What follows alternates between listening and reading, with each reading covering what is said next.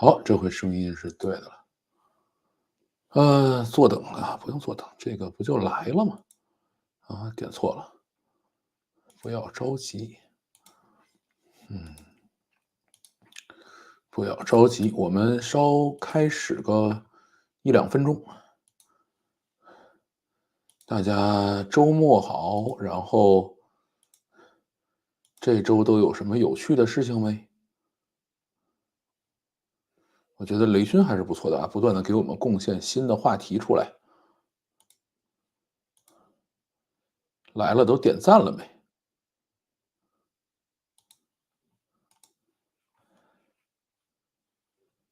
嗯，现在应该有声音了啊。对，这老李怎么开始乱说了？这什么乱七八糟的？你这是我这儿的声音，是我这儿的频道吗？是不是这个走错地儿了？这里没有老李什么事儿啊？啊，说的李彦宏是吧？啊，李彦宏这个事儿呢，其实挺悲哀的啊。为什么呢？因为我觉得他说的是对的。这个虽然我作为一个这么支持开源的人，但是我并没觉得老李说错什么，对吧？他呢经常干这种叫瞎说大实话的事儿啊。晚上好，晚上好。范老师推荐浏览器呗，手机 PC 的 Chrome 呀，这个有什么可推荐的呢？对吧？你如果不用 Chrome 浏览器，你还用什么呢？哦，这个好像还有个问题，我现在需要调整一下网络环境。对，然后去发一条推，这个应该还有几分钟啊？还有1分钟。对，哎，然后这样推，直播开始了，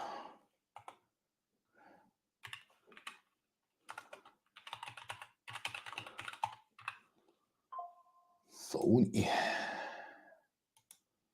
然后我的这边现在有54个人同时观看，但只有13个赞，你们对我有意见没？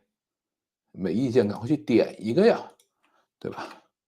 然后到 Discord，对，直播开始了。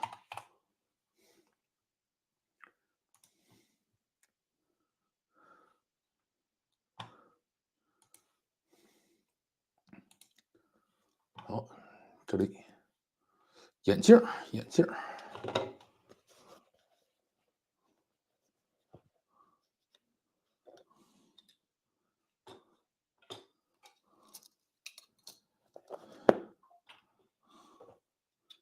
好，这个眼镜就没有那个紫了吧唧那个颜色了。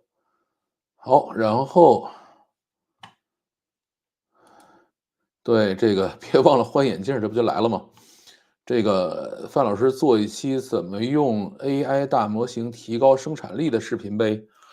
这个要求有点高啊，对吧？AI 大模型其实可以在各种方面去提高生产力，对吧？但是你说你到底要用它做什么？这个，每一个人要求是不一样的啊，所以这个我不能保证说到底能让你做点什么事情。其实你看看我以前，经常做一些比较有意思的这种小的这种这是一般有时候会在直播最后会做一点，告诉大家我在拿 AI 大模型干什么啊？好吧，今天如果你听到最后了，你提醒我一下，这个我们去看看 Kimi 怎么玩吧。Kimi 我最近觉得还是有一些比较有趣的功能可以给大家分享一下今天赶上了啊，感谢。人多的时候再要一次赞，没问题。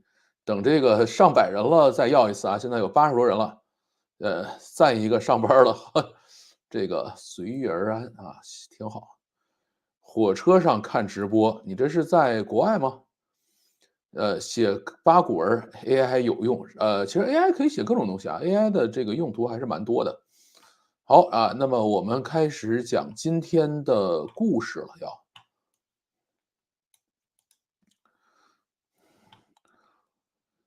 大家好，欢迎收听老范讲故事 YouTube 频道。今天咱们来讲第一个故事，拉玛三发布了，那么李彦宏是不是被打脸了呢？拉玛三突然发布啊，又是一个遥遥领先。它呢发布了8B 和70B 的两个版本啊，8B 就是80亿参数，70B 呢就是700亿参数。那么8B 的呢，我其实已经试过了，就在本地已经装上了。这个某些方面呢，接近了原来或者超过了原来的 Llama 2的70B 啊，包括一些咱们在本地跑的这种30几 B 的这种，就是300多亿参数的这种模型，它已经都超过了，而且速度还飞快啊。这个70B 呢，据说已经超越了 Cloud 3的这个中量的这个模型啊。这 Cloud 3是有3个模型的，一个是特别微小的，就是可以在手机上跑的。啊，一个是中等量级的啊，是可以在 PC 本地跑的，然后还有一个是那种特别大的，特别大的是可以对标 GPT-4的啊。那么70B 的基本上已经超过这个中等量级了，然后呢也超越了 Gemini 1.5 Pro 啊。现在大家想去试 Gemini 1.5 Pro 的，可以到 aistudio.google.com 上去试，那个是可以免费用的，也超越了。然后呢，现在呢70B 发布出来这个版本，就是普遍他们自己讲的是超越了 GPT 3.5，但是呢还达不到 GPT-4，就是在所有测试数据上都是这样。我相信美塔应该不会像咱们似的啊，专门做一些调优以后去跑分啊，不像咱们这么无聊啊。那么在现在的这种开源大模型里头，同等体量的效果最好。咱们在衡量一个开源大模型的时候呢，如果它没有一些特别革命性的变化，对吧？我们一般是怎么衡量它？就是你的这个体量大小。你比如说，大家都是8B 的啊，你跟这个8B 的比，你是最好的，或者跟7B 的比，这个都属于是同等体量的啊。你说我一个8B 的非要去跟一个几百 B 的去比，就是这种几千亿参数的模型去比，这个事儿呢就属于叫这个不公平竞争了啊。那么70B 的，他们现在基本上应该是可以。大家注意，GPT 3.5有多少参数？是1750亿，对吧？那么就是175B 的一个GPT 3.5，就是它已经超越那个时候了。所以呢，大家都在比这个，有点像什么呢？有点像拳击，对吧？先看重量级，我如果能够越级干掉一个老拳手，对吧？我这个8B 的一个可以干掉几年前的175B 的，这个其实已经算是这几年我们可以看到的技术进步了啊，这个是非常不容易的。它呢，这个也超越了Mistral 的这个 Medium 版本啊，就是这个中间版。然后呢，但是达不到这个 Large 这个版本啊，就是这个Mistral 的这个最大的版是可以接近 GPT-4的。然后呢，也超越了千问啊，通义千问也超了。体验呢肯定是上升了啊。第一个是8K 上下文啊，咱们讲说这个大模型做上下文增长其实挺费劲的，对吧？传统的 Llama 2是4K 的啊，就是4000字，现在呢可以上8000字啊。大家注意啊，这个上下文不光是输出8000字啊，是输入加输出加一块8000字。所以呢，你比如说你输入写的比较长了，那么输出就会比较费劲。因为我最近在尝试用这个东西写小说嘛，我就特别喜欢像零一万物的200B 就是200K 的上下文，它是叫做20万字，所以我可以写特别多的这个背景信息扔进去，说来照这个背景信息给我输出个2000字出来，那个效果就非常好啊。那么这个这个就是现在的这个新的提升呢，就是包括整个新的框架的提升，它整个训练的效率也上去了。你说，哎，大家要注意啊，这个拉玛其实真正核心的是什么？就是它这个框架。为什么说它这个框架厉害呢？就是其他人，包括像刚才咱们讲的这个零一万物啊，还有包括像这个 Mistral，好多都是要参考它的框架，然后在这个框架基础上再去改。那么如果拉玛把这个整个框架的效率提升了，那么在这样的情况下，可能我们很快就可以看到大量的这种大模型一个一个升级，升级完了以后发现我们都变快了，对吧？这个是开源大模型做的最大的贡献而且呢，Llama 2呢，Llama 3现在有更强的推理能力和代码能力，就是写代码能力更强了。但是我还没有尝试让它写代码，我让它试了些别的。它的安全性提升了，就是你别看它开源的，你可以把它弄到本地来，你说你让它干点坏事啊，干不了。这个我自己亲自测了一下啊，这个因为我在尝试写小说嘛，这个稍微写的不太合适了，对吧？他就直接告诉你说对不起，这个后边我没法给你写了，对吧？这个已经可以看到非常非常清晰的做了一个事情。那么包括很多，比如说你让他给你写一些黑客程序啊，一些这种有害代码呀，他都会直接拒绝你。这个是现在做的非常好的一点啊。当然我相信这样的这种模型呢，你按道理说你对它进行微调或者对它进行 PUA，还是有可能能够让它去做一些突破底线的事情。特别是这个模型现在到我们自己手里了，对吧？那我就可以反复反复的 PUA 它，然后在这个过程中，然后找到到底哪一个提示词可以把它这个坏的一面释放出来，这个事儿还是 OK 的，对吧？我现在是让他去写小说，肯定是写到一些过分的地方，他就退掉了，对吧？那么这个还没有找到刺激他的这个正确的提示词这个我相信应该是很多人会去找的。那么超大规模的预训练数据，这个是Llama 3最后告诉大家说，大力出奇迹，这条路依然走得通，对吧？扎克伯格花钱买了35万块 H100，对吧？加上他原来所有的这些 H100加一块是50万块或者多少块 H100，然后呢，拿这么多的 H100去进行训练，而且它的训练数据的量是原来 Llama 2的好几倍现在是15T 的训练数据搁在里头去训训，而且呢，它的训练数据的质量还非常高。说怎么用很高质量的训练数据？他用 Llama 2对所有训练数据进行去重说这两个说的同一件事留一个就好了这个训练数据的质量好一点，那个训练数据的质量差一点，然后挑一个挑个好的，对吧？还有一些说这个 Llama 2说你把这几条训练数据去总结一下，然后拿出一个生成一个新的训练数据出来，对吧？它用了大量的这样的训练数据，所以呢，它有非常非常多的训练数据是由 Llama 2生成的。所以我们已经看到什么？就是大模型在自我迭代，由 Llama 2生成的训练数据在训练 Llama 3是这样的一个事情。当然，你说在后边会不会翻车？比如说聊着聊着说，哎，我是 GPT 我是 Gemini，或者说你聊到中文的问题的时候说我是文心一言，这个事儿可能性是存在的因为对训练数据进行清洗，即使是通过一个大模型进行清洗以后，你也未必能把它洗得干净所以还是有可能聊着聊着天就说，哎，对不起，我是那个GPT 这个事儿是没法说的。那么对于版权数据的部分呢？这个美塔算是含糊其辞糊弄过去了。大家要注意这个 OpenAI 是在拿大量的 YouTube 视频再去做训练，而且现在谷歌已经说了，说你这个事儿是违反我的视频协议的，对吧？这个美塔也是用了大量的版权内容进行训练，然后呢，他问他说你这个数据哪来的？有些呢是我得到授权的，然后有一些呢是这个网上公开可以获取的，这个话呢就属于是稍微有一点点擦边球了所以这一块可能未来还是会有问题。但是你说我这是一个开源的，免费让大家使的，对吧？你去告他呢，这个事儿可能也不是那么好使，所以大家现在基本上都是盯着OpenAI 去告所以很少有人去告美塔这样的事情。然后呢，它有30多种语言就是它本来上来就是多语言的一个大模型，但是要注意什么呢？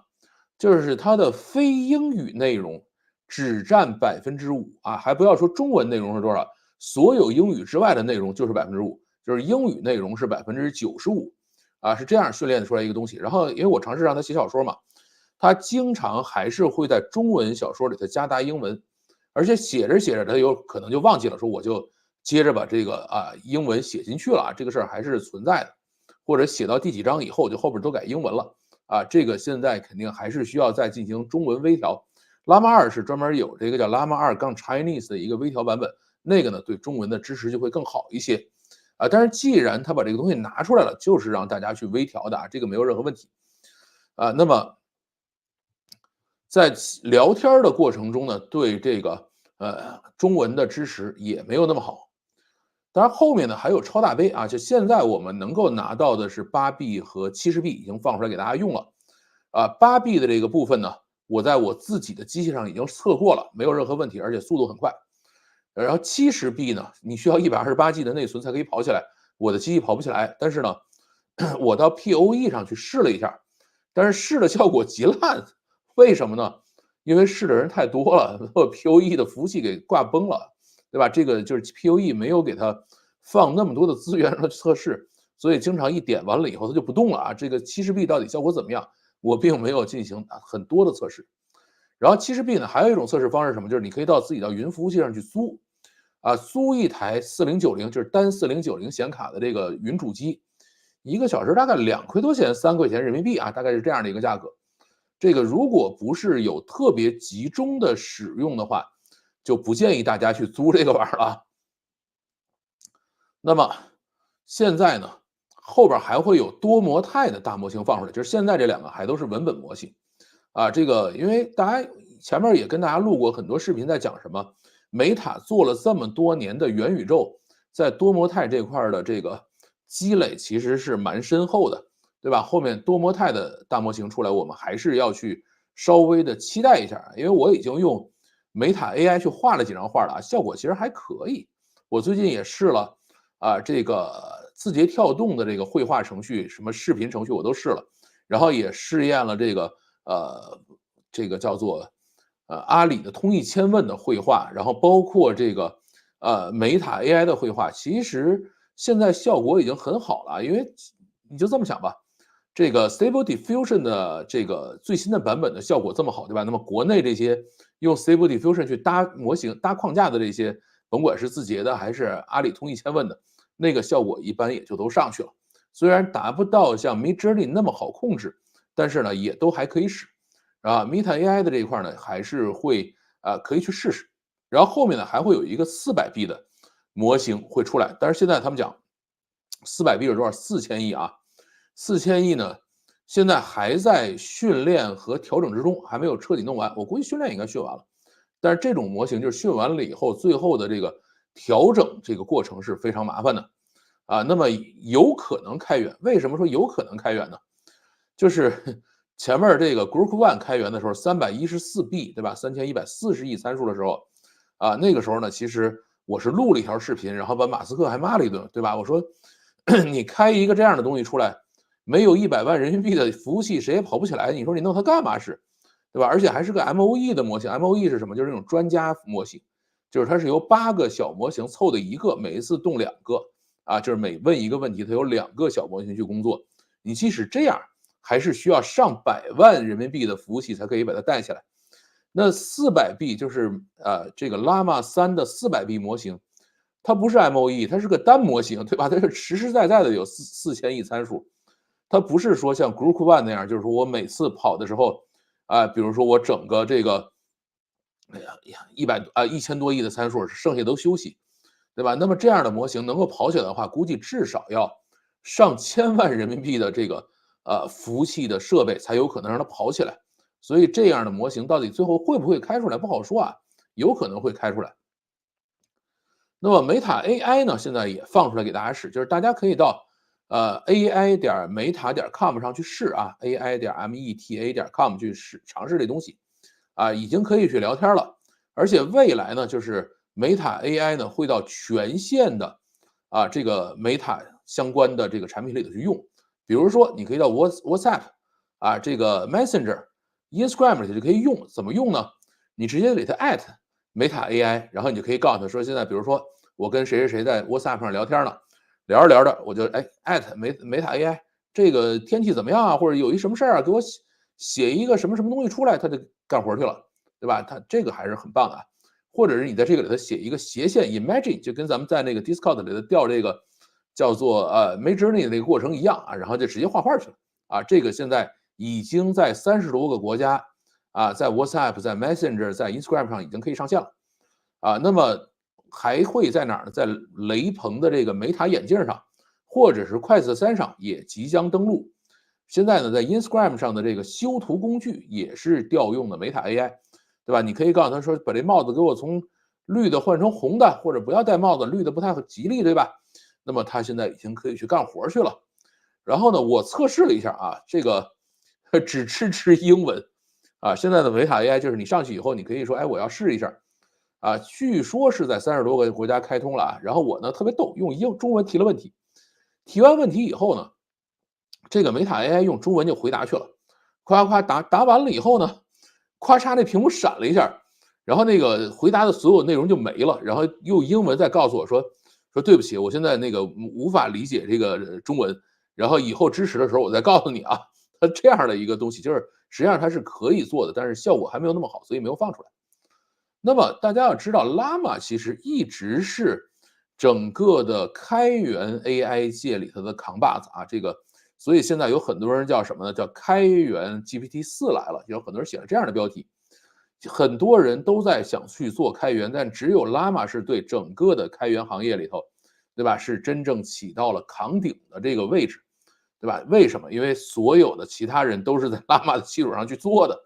啊，那么 Llama 前面其实 Llama 1出来的时候呢，啊，大家并没有那么多响动，试了试啊。因为大家注意，给你一个开源软件，给你一个开源系统，你要把它跑起来，没有那么容易。在 Llama 1刚出来的时候，你想把它去跑起来，这个事儿是很麻烦的啊。到 Llama 2出来的时候，就已经非常的厉害了啊，就是它已经彻底打破了垄断了，打破了 OpenAI，打破了这个Cloud 这样的程序的垄断啊。然后呢，彻底的推动了开源文化。就是在 Llama 2出来的这一段时间里头，各种各样的可以，比如像我用的 Ollama，还有像这个什么 LM Studio，各种各样可以让我们在本地把这些大模型跑起来的这个开源工具包，然后给他们使用的各种的开源生态都搭建起来了。这是从 Llama 2开始的，而且为整个行业指明了方向，对吧？很多开源大模型就直接用的 Llama 2的数据结构。啊，像我前面还去跟01万物的这个Richard 去录过一期节目啊。有人说，哎，你们是不是抄 Llama 2了？他说没有啊，我们只是用的这个数据结构是一样，但所有数据都是我们自己的，然后所有的这个训练也都是我们自己跑的，从头开始跑的，对吧？只是最后我塞到它那个结构里去了，然后大家就把我们当 Llama 2的这个结构去调用就好了。现在大量的开源模型就是用 Llama 2结构的啊，甭管你说我是用的这个 Llama 2，然后再去进行微调，还是说我从零开始，从第一条数据开始往里灌，但是我最后灌完了以后，重新塞到 Llama 2的这个结构里去，对吧？这个现在是真的给很多人创造了新的这个机会啊。现在呢，就是01万物，还有像什么 Mistral，都号称是可能跟 Llama 2的这个架构有些像啊，但是他们每一家在这个基础上还会再做一些创新，比如说我再把某一些的参数调一下，或者加一些新的这种算法进去，让你的效率提升一些，或者让你在某一些特定环境里更好用，对吧？这个现在大家都在做，但是底层都是 Llama 2，而且呢，它彻底推动了行业变革，就是大批的以 Llama 2为基础微调出来的模型，现在正在各行各业中运转。啊，因为我去日本也看过日本当地的大模型都是什么样的，因为日本甭管是他们的NTT 的，还是这个其他的像 Line 呀什么这些人做的这些大模型，基本上都是什么？你一看7B、70B 啊，就是 Llama 2改的，对吧？拿 Llama 2微调出来的，他们就拿去用去了。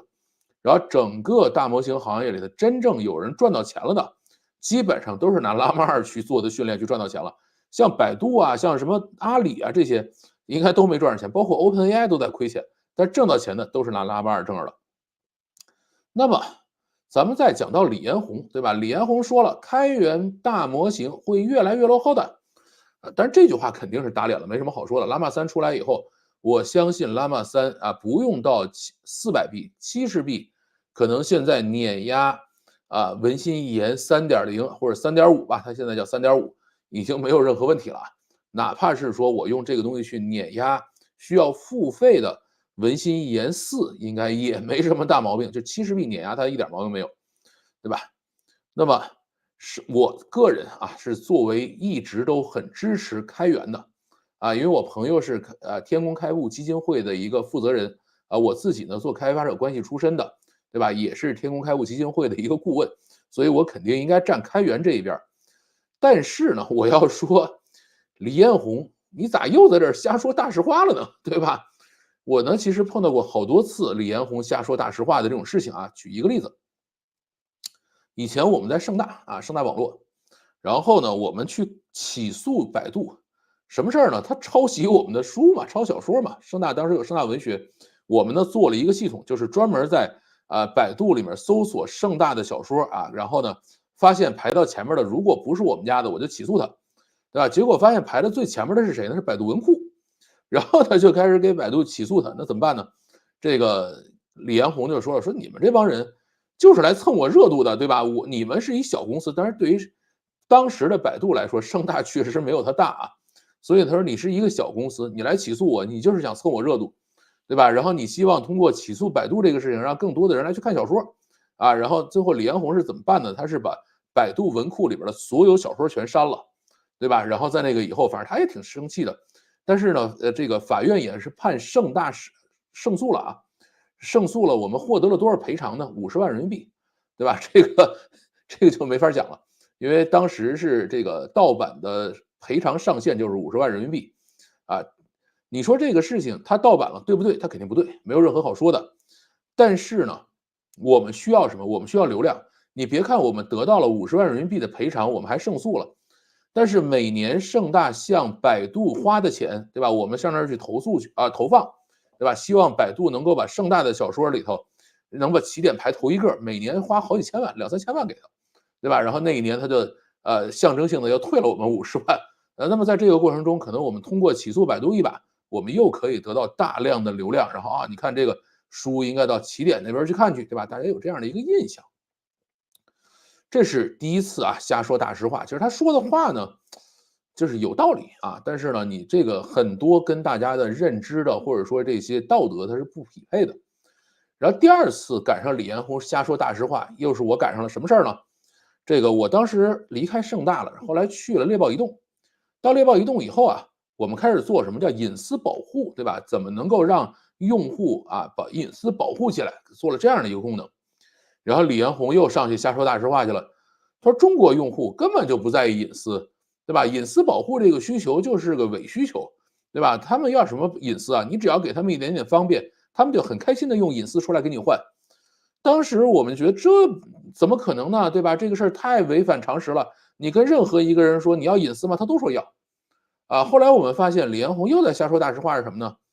我们跟用户商量说，你给我10块钱，我帮你保护一下隐私，行吧？用户说不给，对吧？那个你要隐私啊，我要，但是要钱没有，对吧？它是这样的，所以保护隐私是个伪需求啊。你如果是个真的需求啊，那你就应该老老实实为保护隐私付钱，对吧？没有任何人愿意为这个事儿付钱啊。那么你说我现在要拿你的数据回来，你要去给我签这个用户知情同意书，签完了以后，我拿你的数据去做运算了，但同时我给你提供了搜索服务，提供了其他的各种的推荐服务，你干不干呢？啊，一帮用户就开开心心去干去了，对吧？所以李彦宏又在说对了。那么这一次呢，依然如此啊，瞎说大实话啊。什么叫瞎说大实话？就是第一，实话，这说的都是真的。但是呢，有很多事儿啊，它叫可以做，但不可以说呀，对吧？李彦宏瞎说的大实话就是你都可以这么干，而且我们在圈里的人呢，也都知道这事儿就这么回事儿。但是你不能拿出来说，对吧？你也作为一个 BAT，虽然现在 B 稍微的这个衰落了一点，也算是国内大佬，对吧？你把这种大实话拿出来说，它是有问题的，对吧？这个是不行的。在这个，而且还有一点是什么呢？就是大家老说他瞎说大实话呢，就是他每次干完了这事儿啊，这个在百度自己身上呢也没得到什么好处。你比如说，哎，我现在讲了啊，这个隐私保护没用啊，或者说这个你们这些盛大的这些人啊，讲了半天版权，就上我这蹭流量来了，他最后他自己也没占着这便宜，对吧？对于整个行业来说，他都说的是对的。他不能说，哎，我发现真理了，我把它说出来了，我自己把这钱挣着了，他没挣着，对吧？这个百度的业绩呢，属于一直还凑合，也在往前走，但是呢，也没有任何出彩的地方，还在老老实实的靠着广告挣钱，对吧？最传统的搜索引擎公司的一个玩法。然后他做的所有其他的业务其实都不怎么挣钱，对吧？这就是百度的一个状态。那么李彦宏这次说了是什么呢？哎，李彦宏这次讲的是说，哎，开源模型会越来越落后啊。这个事儿是什么意思呢？就是训练大模型的成本实在是太高了，特别是当它的底层框架确定了以后，你想去训练它，这个成本是非常非常高的啊，非常费钱。所以要什么呢？就是这个比如说 Llama 啊，从 Llama 2升级到 Llama 3，我们给大家指明了方向，大家向这个方向去前进啊。那么在这个时候，大家再去训练。你说我连方向都没有啊，然后底层都不清楚，然后我们要从头开始做这个事情，那这个成本实在是太高啊，至少中国企业很难去承担这个成本。即使是在 Llama 2的基础上，说我用这个数学模型啊，或者用这个数据结构，我重新去训练新的模型，这些公司其实也很难盈利啊，这个事儿是太难了。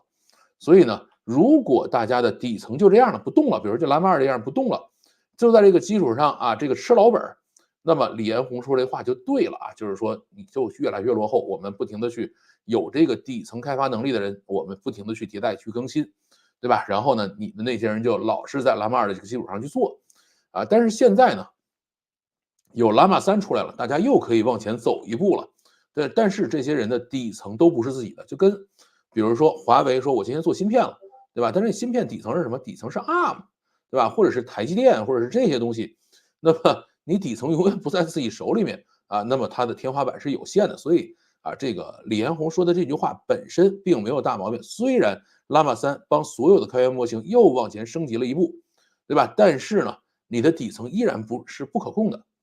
然后第二个，李彦宏讲的是什么呢？李彦宏讲的叫开源并不便宜啊。这个话呢，其实我作为一个这么长时间去推广开源的人来说，我是极其赞同的，对吧？你去使用商业服务，其实你省去了大量的成本。为什么？因为有人给你签服务协议嘛，你只要交钥匙就完事儿了。你要是想去做开源，你还要雇开源的程序员，然后这个人今天开心了，明天不开心了，后天你发现面试的时候看走眼了。这个成本是非常高的，对吧？而且开源系统底层还有很多的不确定性，有 bug 了啊。其实闭源系统也有 bug，但是它处理方式是什么？我给你签一个服务协议，有 bug 你给我改去，我不管了，对吧？但是开源系统有时候有 bug 了以后，它没人理你，对吧？这个事儿是有可能的呀。所以开源啊，使用整个的开源系统是非常贵的啊，这个是我认同的啊。然后呢，是闭源才有商业模式这件事儿呢，其实没有那么认同啊。为什么呢？就是开源大模型通常在商业模式的周期上啊，它是比较漫长的。就是从拉马尔出来啊，一帮人开始弄，然后最后能挣到这笔钱，可能也得要个1、2年的时间，你才能把这个钱挣到手。所以它是非常漫长的。而且呢，到现在为止，美塔自己其实也没想明白怎么用拉玛去挣钱去，啊，美塔虽然是拉玛1、拉玛2、拉玛3都出来了，但是你说美塔你在这里头收着钱了没？他也没收着。对吧？而且他都没想明白，说我到底怎么把这钱收回来？只是谁挣到钱了？就是我拿拉玛2去再训练新的模型，比如我训练了一个医药的模型啊，或者我训练了一个这个什么这种，比如说中介，或者是比如移民中介、什么留学中介，我训练了一个这样的模型，就这个是能挣点钱的啊。但是你说美塔自己怎么挣钱？不知道，对吧？所以想去靠开源大模型啊，就直接挣着钱的，谁也搞不清怎么玩啊。包括像在这个零一万物，你说你怎么挣着这笔钱？不知道，对吧？你包括像这个谁，叫做通义千问，对吧？他怎么挣钱呢？他最后是说，哎，你们都用通义千问吧，我是做云计算的啊，反正你都得上网来用来，你买我的云主机，我通过卖云主机这个过程再把这钱挣回来，对吧？他是这么来挣这钱的。所以你做这个通义千问这个事儿，到底是挣了钱没挣着钱，或者说我的这个云计算多卖了多少，这个是一笔糊涂账。而且阿里再挣钱的方式是什么？就是我把所有这一圈子里头做这个大模型的全投资一遍，然后你们通通都上我这阿里云上来去干活去，对吧？然后我把阿里云的这个业绩做上去，然后任何人甭管我是用 Kimi 啊，是用什么 Minimax 呀，用这个国内比如说包括零一万物啊这样的模型，对吧？我都上阿里云上用去，然后呢，这个你们就用这个上阿里云去充值不就完事了吗？对吧？阿里是挣这个钱的啊，但美塔到底怎么挣这个钱，他自己也没想明白，对吧？这个所以它这个生命周期非常的长啊。然后大模型跟开源 Linux 是不一样的，跟安卓也不一样。实际上，最主要的开发者就是美塔一家啊，不是一个真正大家一起协同开发的产品啊。这是李彦宏讲的，我觉得这句话呢说的也非常正确，对吧？现在大家用的各种开源大模型，基本上都是在 Llama 2啊，或者是现在马上要出来 Llama 3啊，在这个基础上改来改去，我估计现在01万物的小伙伴们应该都在加班呢。对吧？Llama 3出来以后，赶快拆呀！拆完了以后，这个看看怎么能够让这个重新去训练一个新的模型，然后怎么能够让这个模型的效率提升，啊，我现在等着使他们的新模型呢啊，这个还是很开心的一个模型，还是很好用的。那么这个整个在这个过程中，真正愿意做底层啊，愿意在这个底层上去做这个前瞻性工作的这个公司其实是没有的，或者说很少很少，对吧？这个里头这个质朴清音据说是用的这个全新的，但是不知道啊，这个其他的很多其实都是从拉 a 2那做了很多的借鉴然后李彦宏还说什么就不赚钱，为什么要做大模型呢？这件事儿呢，我觉得至少在中国才是对的啊。这个你说 OpenAI 这个像这个山姆奥特曼，你为啥要做大模型呢？对吧？马斯克，你为啥要做大模型呢？对吧？是不是就是为了来赚钱呢？这个不知道啊，这个事情，因为我们毕竟跟人家站在不是同一个高度上，不能乱讲，对吧？那么构建国内最强的这个大模型是李彦宏现在想去做的事情，对吧？我头一个发布，哪怕出来被人骂成狗屎，但是我也是头一个穿着一条特别花里胡哨的皮带就上去搞去了。甚至还有人说，你看穿了个白衬衫，白衣飘飘的李彦宏来了，对吧？那么他希望成为这个国内最大的大模型而且呢，在国内外，他讲的是最强的大模型都是闭源的。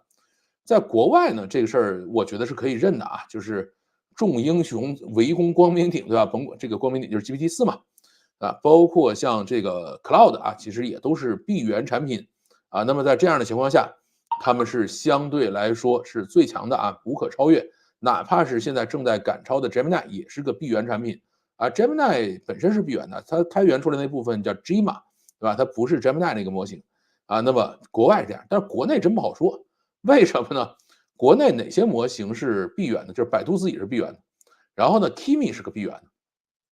这两个里头呢，百度我是实在用不下去了太难使了。Kimi 呢，我用的比较多这个确实还比较好使。然后另外呢，这个通义千问是开源的这个百川智能是开源的，质朴清音是开源的，零一万物是开源的，昆仑万维是开源的，360是开源的，猎豹也是开源的就这些都是开源模型。然后这个里头呢，通义千问我用了这个零一万物我用了。就是所有的这些，就是我直接去国内可能用的比较多的是通义千问零一万物和这个 Kimi， 我用了2个开源的，一个闭源的。现在感觉出来呢，我觉得是通义千问是最好使的特别是千问 1.5 的这个 32B 非常非常好用，而且在我自己机上就跑得飞快飞快的这个还是不错的。那么我现在用起来呢，就是通义千问和 Kimi， 但是 Kimi 有一个很讨厌的地方是什么呢？就是 Kimi 它穷，什么意思？就是你调用 Kimi 的时候，经常跑着跑着它就直接报错，报一什么错呢？说我服务器太忙了，服务不过来了你在 Kimi 上直接问他问题的时候问几次以后，他会突然告诉你说，哎呀，现在 Kimi 实在太忙了，我反应不过来了，你过几分钟再问吧。就是他干这样的事情很多百度呢，就是自己一直标榜是国内的 AI 龙头它的财报上显示，2023年的第4季度，智能云的营收呢是84亿人民币。但是注意这里头有好多钱是卖这个，就是云计算的，还有一些钱是大头，我估计是卖智能汽车的，就是这个自动驾驶卖那块卖的比较多的钱。然后真正由大模型给百度云带来的收入增加有多少？6.6亿。绝不够他烧的，我说这点钱那还够他烧1-2个月的也就到头了。所以呢，这个肯定对于百度来说还是非常亏的一个事情。而且呢，这个他那个叫文心一言嘛，为百度广告系统带来的数亿元的增收，但这个呢就是左手倒右手哪一部分是由文心一言带来的，哪一部分是广告系统就直接挣着了，这个不好说每天呢，据说有5000万次调用，这个我觉得也挺夸张的真的我不知道为什么会有这么多人使这个东西，因为那玩意儿真挺难使的。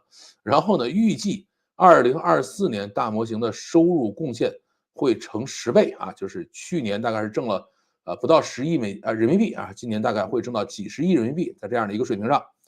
那么李彦宏为什么说这个话呢？第一个，整个行业其实都不挣钱包括他自己，就是做了半天大模型也没挣着钱。开源肯定是没挣到钱，甭管是刚才咱们讲的零一万物也好，百川什么包括昆仑、360、猎豹在这块估计挣到的钱都不多。这个360跟猎豹没准还能挣到点因为他们就是纯纯做 to B 去了。他们自己那个开源模型到底拿多少钱训的，对吧？而且他也不会推这个东西推开源模型本身的成本也很高，不光是说你把东西开源出来就会有人用啊。然后通义千问，刚才我讲了，它是通过另外一种方式挣钱的，咱们不管它。那么，既然整个行业没挣着钱，开源也没挣着钱，但是呢，开源同时会极大的影响闭源挣钱。什么意思呢？比如说我这儿有一个公司，现在需要一个大模型来给我干活，正常你应该怎么办呢？我上百度那儿去买去啊，或者上 OpenAI 上微软去买去啊。现在人说，哎，我这儿有开源的啊，我现在等于有很多的系统集成相关的公司，我就可以把开源的这些大模型直接集成到我的系统里去了啊，我还可以给你做私有化部署，就这些人能挣着钱，对吧？而且现在拉玛已经说了，可以免费商用，你拿去使吧，我不管了。对吧？在这样的一个情况下，等于把所有的这种中小规模的系统集成商一把就全赋能了啊，他们挣钱去了。但是这些人挣钱的时候，那就这个单位就不会再去花钱干嘛呢？买这个 OpenAI、买微软、买百度了，对吧？所以他就一定要出来讲说啊，这个事情啊，开源是没戏的啊，你们就老老实实买我的这个闭源的就好了。而且呢，开源有的时候你避免不了啊，为什么呢？这个拿开源做定制是现在唯一的挣钱路径啊，而且这个是百度最受不了的就是这个，因为这块真的是在吃它的肉。哎，中国大模型创业呢，其实有很多困境的。第一个是什么？就是成本非常高啊，什么成本非常高？合规成本非常高啊，你说错了话是要被封号的，对吧？第二个呢，就是在中国做任何创业都是必须马上挣钱啊。你说我现在想这个先去折腾一段时间，过个10年再挣钱行不行？想都甭想，对吧？像 OpenAI 这样的公司搁在中国是不可能成功的，为什么？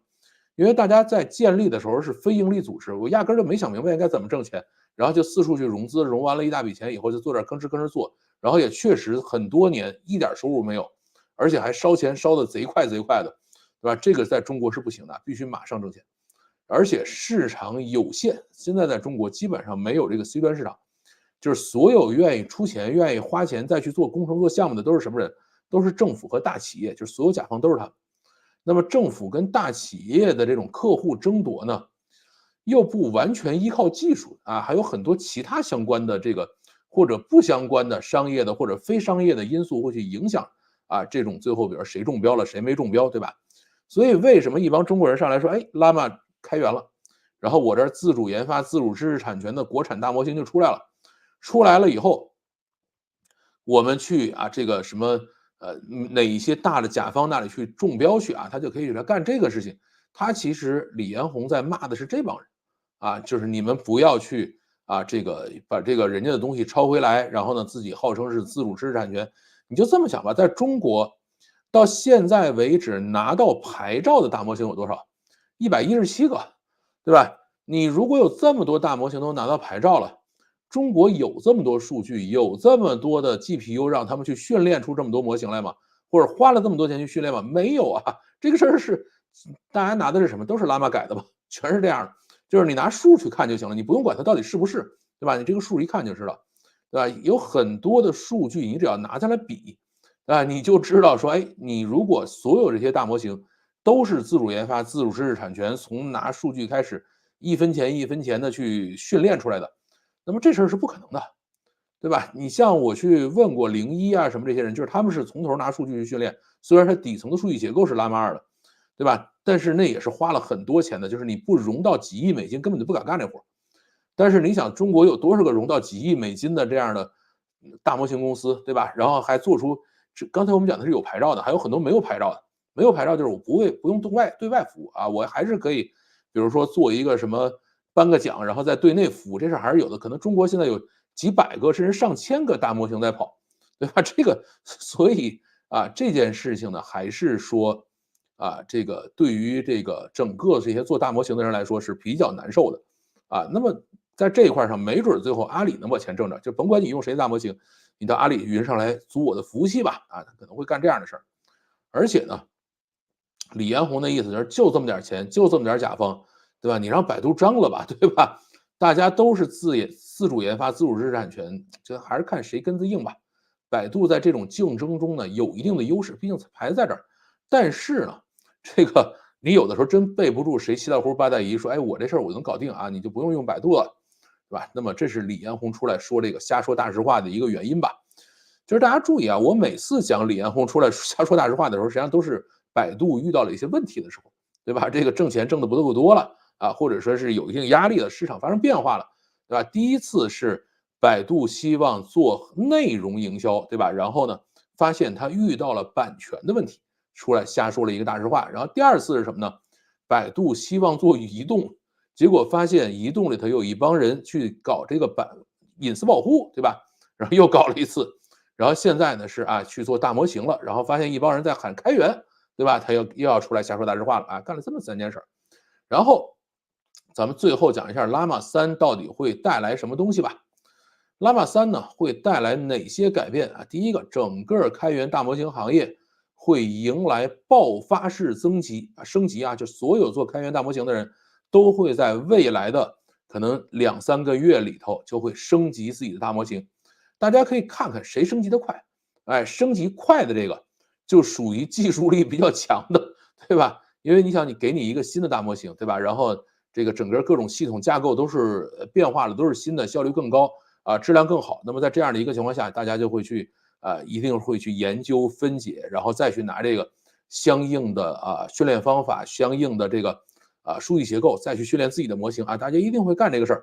所以到未来，可能我们再使用在本机上30几 B 的这种模型，就完完全全可以接近到GPT-4的一个水平啊，超越这事儿还不敢乱说。然后你在服务器端可以跑到的这种70B 模型，基本上是可以超越 GPT-4的啊，大概就是可以到这样的一个程度。而且呢，各种 Llama 3的微调模型会快速爆发，就是我先不去训练新的，我先在这个基础上进行一定的微调，对吧？那么这些可能在几周之内就会疯狂上线了啊。然后呢，行业应用可能会快速的提升啊，这个可用性就提升了。比如说我原来是给这个什么建筑业用的，给什么银行用的，给保险公司用的啊，那么他们可能会发现，哎，我这个升级了。升级了以后，这个系统一下就变得不是那么人工智障了，就变得好用了啊！这个事情应该可能在未来的1、2个月里头就会发生这件事情。然后从头训练自研大模型的公司呢，这个日子会稍微的再难那么一点，对吧？这个包括百度自己啊，这就是 Llama 3可能会带来的改变。而且我相信 Llama 3出来以后，在未来的半年里头会有大量的新的公司出来，我要创业啊，我要再去做这个大模型相关的创业去了，一定会有人干这个事儿了啊。那么对于我们来说呢，可能还可以继续期待一下 GPT-5啊，这个事儿是比较有趣的一个事情啊。然后呢，它呢主要期待 GPT-5，其实上周我们讲了一次 GPT-5到底给我们的，就是我们期待它什么东西啊？我们不期待 GPT-5到底能够带来哪些这个什么性能提升什么，这已经无所谓了。真正需要的是 GPT-5可以给整个的行业再指明一次方向，对吧？大家向这个方向冲啊，这个是可以证明的啊。那么在这个过程中呢，这个方向明确了，人跟钱都不缺啊。有很多人说我们很聪明，我们要干这个事情，然后还有很多钱等着冲上去说，哎，方向指明了，赶快上，对吧？你就想这个 Sola 大模型，这个现在还没有人上来用上吧，但是已经有大量的视频模型已经冲上来，可以给大家使了。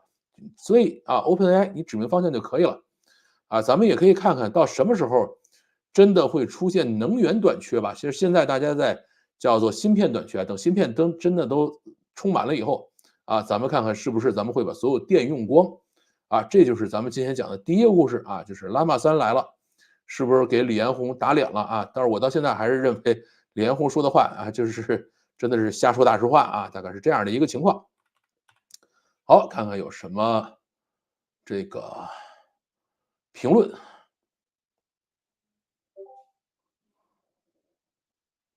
400人，你们都点赞了没？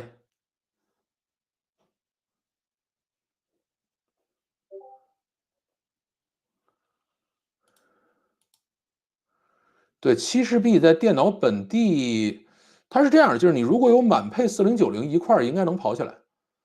这个你像我这个，因为我有一个电脑是3060，而且不是满配的，是那个笔记本的那种阉割版的3060，它跑不起来。然后我的那个MacBook Pro 也跑不起来这个事儿是没办法的。大家晚上好上班摸鱼来打卡范总直播了这个上班摸鱼是很危险的。我试了一下单论写八股小作文和鸡血小报告，34B 的意不如32B 的千问。是的，因为是这样，就是所有大家，我也去问了一下那个林吕强啊，我说你们为什么没有32B 的千问好使啊？他给我的答复是这样，就是大家都是在别人的基础上往前走，对吧？这个32B 的千问是最新的一个啊，那么他就一定会拿这个34B 的这个01万物去做测试啊，去做的所有的这个东西都会去试啊，那么它确实会是再前进一些。那么后面01万物肯定也还在训练新的，他们前一段时间说训练了一个9B，但是我现在没有找到开源的版本来用啊。来了，大模型会不会是美国在创造一个故事给我们，就是为了卖显卡给我们？但问题是人现在不卖显卡给我们呀，这才叫着急呢，对吧？另外，Obsidian 的 Copilot 插件前一阵子升级之后，也拒绝生成不可描述的小作文了。其实不是的，它是这样的，就是Obsidian 的那个Copilot 的插件，就是你看你挂的是谁家的模型，你如果挂的是这个千问 32B，千问 32B 就是你写着写着它就不干活了，对吧？然后呢，你挂 E 就没事儿，对吧？E34B 是没问题的。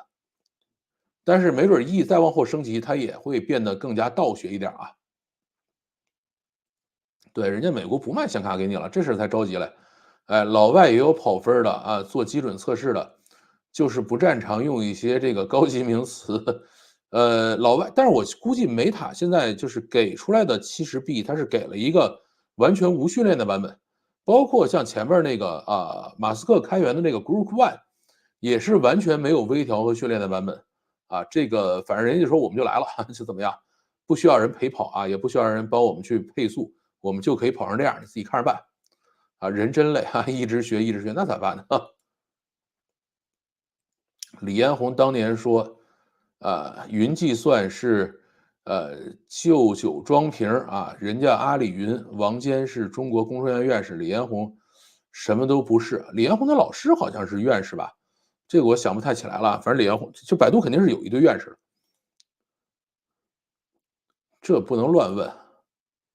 WhatsApp 已经可以跟 Llama 2聊天了，是的，现在后面 Llama 3也肯定能上。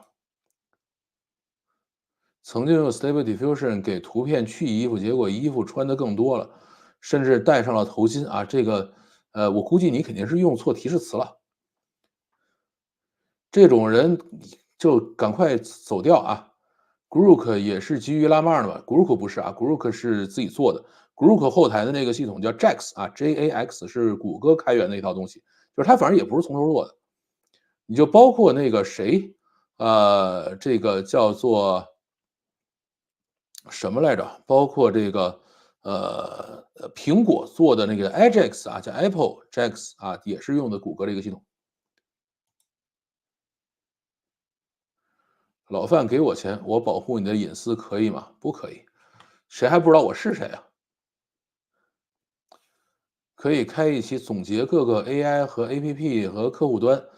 这个我觉得太累了，就是但是我可以跟大家介绍一些我使的 AI 客户端啊，这个事儿是，可以跟大家去授一下的。因为前面跟大家授过 Ollama，然后也授了一些代码，但我估计跟大家授代码这个事儿还是挺费劲的。我估计听我节目的人，这个会编程的都说你这写的是什么史山，不会编程的说你这都干嘛呢？完全无聊，对吧？这可能是这样的一个情况。所以以后还是尽量少跟大家授代码，或者授代码的部分放付费频道吧，以后。百度一直没好过，没有任何一样东西能做到第一。好吧，请问一下各位，二次元图画哪个 AI 比较好？在线跟本地的能都推荐一下，谢谢各位啊。需要可以训练少提示词，这种你可能还是用Stable Diffusion 好一点，但是它那个用起来也还是挺麻烦的。我觉得你可以先到那个什么上去试试，先到这个，叫做千问上啊，就是通义千问啊，叫通义点阿里点 com 啊，好像是这样，还是通义点什么点 com，我看我忘了它后边那个后缀是什么，我看一眼啊，通义点阿里云点 com。对，你可以先到那儿去，然后试试他们家的画画的，那个还是挺好使的。我开源不挣钱，你闭源更加不要妄想着能挣钱。是的，现在的大的情况就是这样。这个阿里云现在这个价格是打死了别的云计算厂商生存空间。阿里云早起步，它打出的价格就是成本价。这个我觉得你可能对于成本的理解还是有一定的偏差的啊，就是它很多价格是一个浮动的。可训练你没有选择，只有 SD。就是如果你要在本地的话，你只能用 SD。开源不可能落。开源呢，在某一个时间点它落后是正常的啊。开源通常是一个相对来说比较漫长的一个过程。但是大家注意啊，开源是有很多开源的好处的。比如说呢，这个开源是可以让整个社会和行业更容易的取得信任，相互信任，然后呢，可以进行一些松散协作的。如果你不开源，这个事儿就没有，对吧？一定是要做这件事情就开源才有意义，对吧？而且从长期来看呢，开源可以让行业走得更远，走得更高，这个事儿是非常有意义的。那么这个大模型的开源的话，这个确实是跟传统有一定区别，对吧？这个普通人其实基本上没法从头搞起，这个我觉得李彦宏说的也是对的。有些场景呢是这个，必须开源啊，你比如说需要断网用的，像刚才这位朋友说我需要在本地用的，包括你要在手机上用的在这个嵌入式系统里用的，你这个是比如小米汽车上用的你必须要开源，这个是没办法。但是开源在某些时间点里落后是很正常的。开源的目的是，开始竞争不过，但开源不能这么讲，就开源有很多目的，看你到底为什么。这个竞争不过我就开源也算是其中的目的一种吧。401是什么玩意儿？这个难道要和比特币抢电了吗？是这样的。苹果 M2也不行，不是不行就是内存的问题。就是我的 M2 Max 如果有128G 内存的话，我估计70 B 是可以跑的。但我只有32G 内存，这个事儿它就跑不起来了。对，关键还是内存，但是苹果128G 内存可是非常贵的啊。不玩传统 CRPG，我才老范没玩过这个辐射，也没怎么看美剧。对，辐射的剧没看，但不是说因为我没玩过游戏所以没看啊。你像那个猎魔人我也没玩过，但是它剧我都看了。这个我只是最近稍微有点儿没精神头看剧，看剧还是挺累的。我最近时间就是除了做节目之外的时间，大部分都是用来写程序了。因为毕竟这个人不熟悉这些程序了嘛，所以就会费点劲，就没有那么多时间看剧。我现在下了好多剧都没看。就是这个叫什么辐射，我是准备看的，包括那个三体我也准备看5090现在消息是不会在中国买到这个我觉得都想太多了。这个我觉得用5090去做大模型训练、大模型使用这个事儿是一个很二的事儿，你就还是应该用 H100或者是这个现在叫什么 BH 还是叫 GB200什么，要用这种东西不要去用这个消费级显卡去做这个东西，它不是干这使的。有了 AI，感觉过几年真的没必要学外语了我也希望因为外语这么差，这个等我什么时候可以举着翻译机满街溜达的。这个我3060是24G，24G 应该是那种满血，可能还是加东西的。我这个我好像是6G 的，我觉得。我试了内存64G，显卡3060的 Ti 的情况下，这个最高可以8乘7B 的Mixer，但是一个字儿一个字儿蹦，耐心等还是能够等到生成完毕的大概十几分钟。这个不应该你像我这儿是40G 内存，3060加上6G 的显存，然后8乘7B 的速度其实还可以，我觉得比我这个就是什么，比我的那个M2 Max 还是要稍微快一点儿。Hugging Chat 终于推出移动版端 APP 了，哎，是吗？回头去研究一下。走调，哈哈。呃，所以它要128G 内存，这个其实是这样，就是你要想清楚你在本地跑大模型到底有什么需求，这个其实大部分人是没有需求的，绝大部分人是没有需求。所以为什么我原来还录了一条视频说 AI PC 有可能是一个智商税，对吧？绝大部分人是没有这种需求的，你为什么一定要让这个模型在本地跑起来呢？对吧？你完全可以在云端跑，你又不在乎这一点时间。题外话，Figure AI 的创始人转推吐槽波士顿的电动 Atlas 抄袭了他们的Figure One，好吧，这个他不觉得他自己抄袭了那个特斯拉的擎天柱吗？我的 M2 跑70B 启动都要10分钟，然后才哎，它还会有结果。像我下过70B 的模型，但是就是你给它下完命令以后，就开始呼噜呼噜的风扇就转，转完了以后，等风扇停下来的时候，也一个字儿没有，对吧？它是这样的一个状态，所以我就没有再试过。你有多少内存啊？这个可以跟我们讲一讲。老范用过 Niji Journey 吗？我看很多日本插画师都在用这个 AI 画画。你没在我的那个什么上吗？没在我的 Discord 里吗？你如果在的话，自己去看看我用不用。兄弟们，智能音箱接入大模型练英语有方案不？这个我觉得不需要方案，你直接挂就完了呗。你现在拿手机既然能挂上，拿智能音箱挂上也没任何问题，这个并不复杂的，对吧？你直接通过智能音箱调它的 API 就完了。就是慢点啊，就是你说完了以后，你需要等它把这个数据传回到服务器去，识别完了以后，再这个说完了以后再生成语音，然后再把语音传回来，然后再播啊，这个过程稍微慢一点啊。苹果的内存和硬盘是金子做的，是这样的。但是苹果硬盘我觉得是亏的啊，苹果硬盘我见到，抖音上专门有几个博主是教那个给人换硬盘，好像在深圳还是在哪儿，就是你们就带着苹果笔记本去，然后呢他去给你换去。啊，我就见过他有一次一个女孩买了一个，应该是多少，就是那种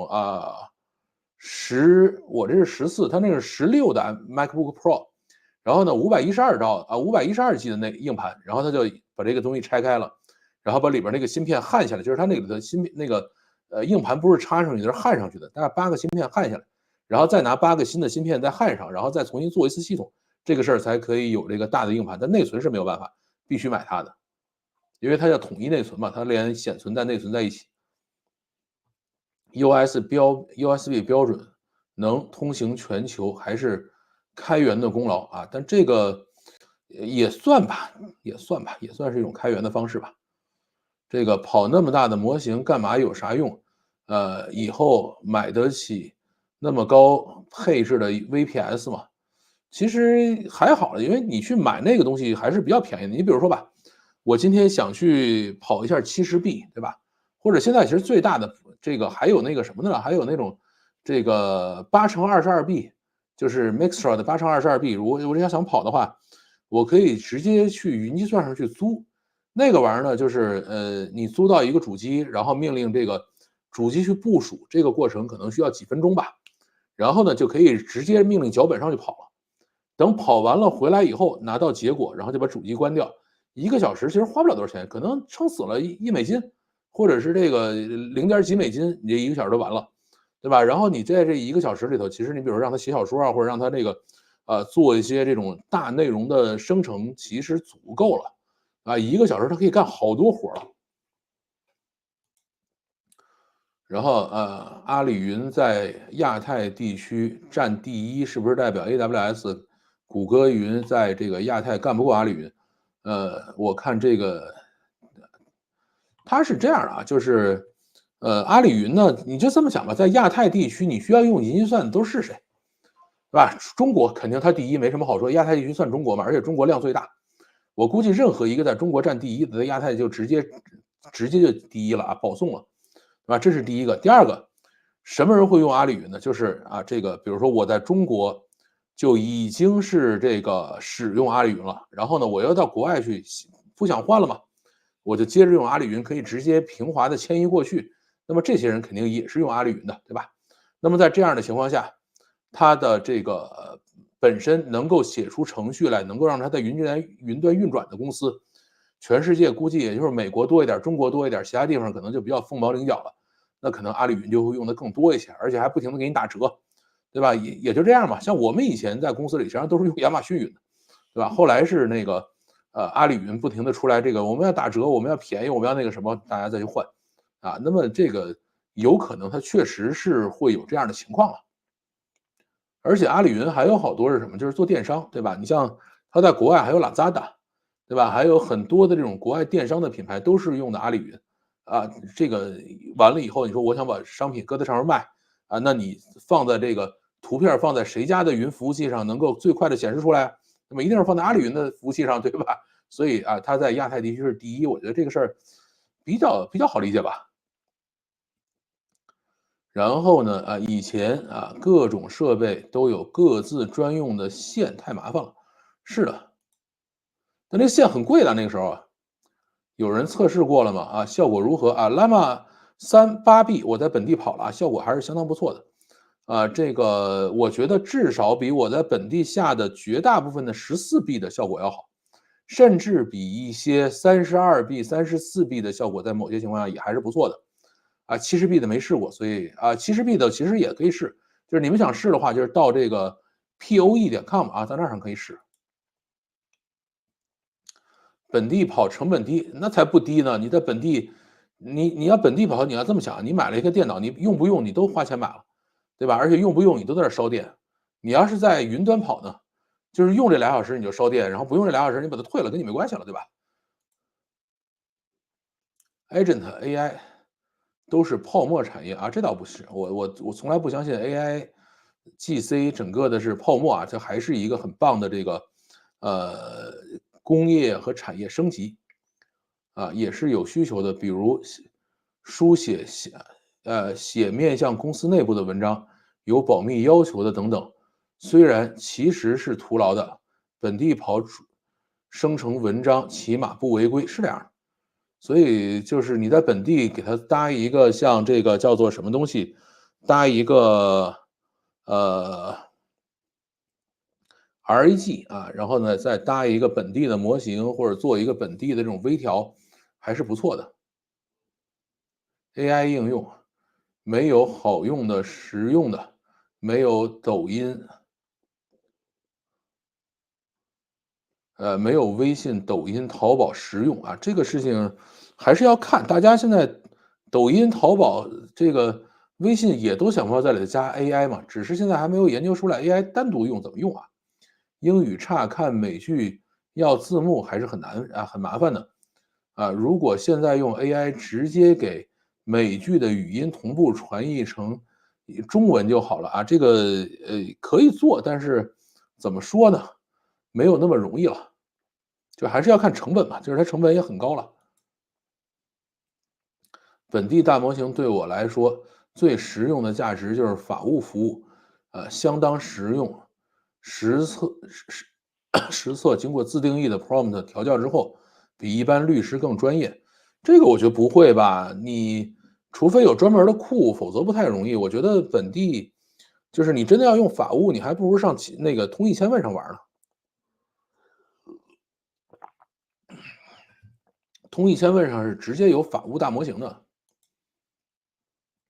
我早就放弃了，宁可甩着尾巴带着 SSD 移动硬盘反正也没那么多大文件移动转移的要求。我是有你像我录一个视频可能就20几个 G、30几个 G，对吧？因为我现在都是4K 60帧，我决定要浪费一些你们的带宽，对吧？这个为什么呢？就是4K 60帧，其实你们看我这张脸都不会有什么变化。这个直播大家看的是1080P，这个你们看的一般录播的都是4K 60帧的但是为什么是这样呢？就是 YouTube 会优先给流量给 4K 的视频，他认为你的视频的质量比较高它会有这样的情况，所以我后来都是用 4K，但是 4K 呢，你拍一条大概是19分钟吧，大概是16点几几 G就是大概是到这个数，然后是下一个文件。如果我比如说讲了半个小时那就30几个 G 就出来了啊，它是这样的，所以我经常有这个移动大文件的需求。本地部署企业有市场的，这个就要看啊，这个我觉得企业对这种执着也是稍微有点过敏了。Llama 3跟这个8x22B，哪个强？现在他们测试好像是觉得Llama 3 70B 还是要比8x22B 要强的，因为你想8x22B 每一次干活的实际上是44B，实际上还没有44B，大概是应该有30几 B 吧，37B 还是多少个 B 在干活。然后你跟一个70B 的这个家伙去比，你肯定是不行的呀。它8x22B 不是一次都跑起来的呀，对吧？所以这个事儿还是不太一样。忙啊，过的过来按过赞，明天再回来看，好吧？感谢啊，这个如果实在忙，可以按了赞再回去。楼上同学现在有浏览器插件同步翻译字幕的，就是用 AI 模型，但是问题是它赚不回这成本来，它给你翻译完了字幕以后，这个成本搞不定。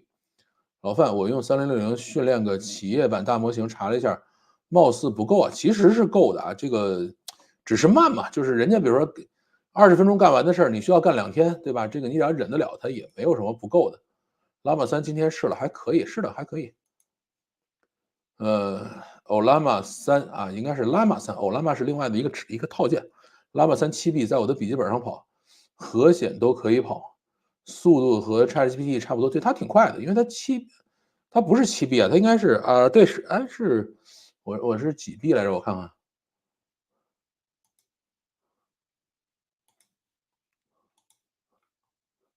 ，Llama 3我下的是个 latest 因为我看一眼 Llama 3是几 B 的，我怎么说着说着这个嘴就这个什么了？我看一眼啊，Llama 38B 8B 不是7B，我就觉得这个看这个数稍微有点奇怪。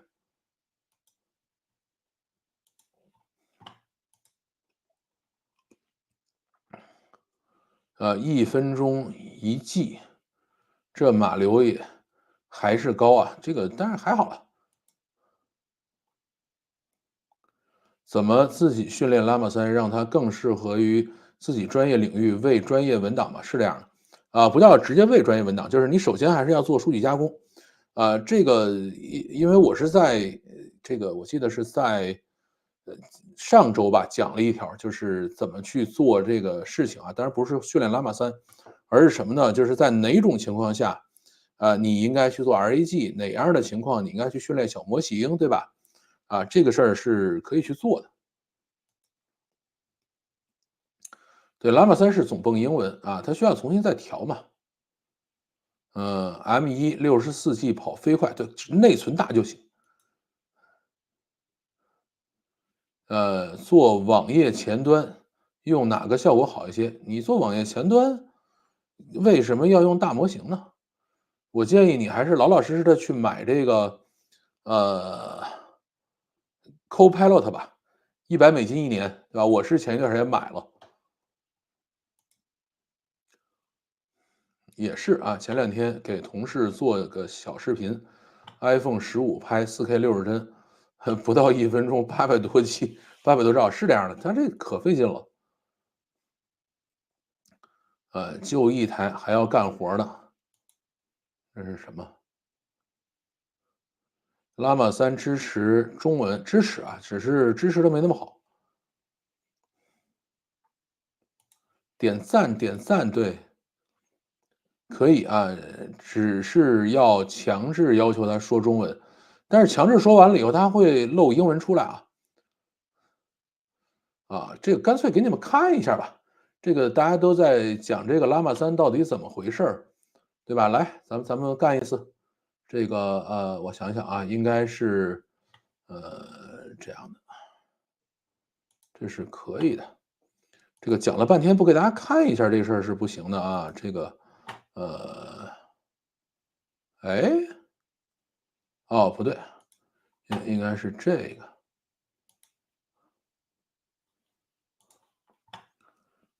走你！来，大家有看到我现在做的这个 Ollama 的这个 Ollama 的客户端吗？对，这就是 Llama 3的这个模型啊。然后呢，比如说，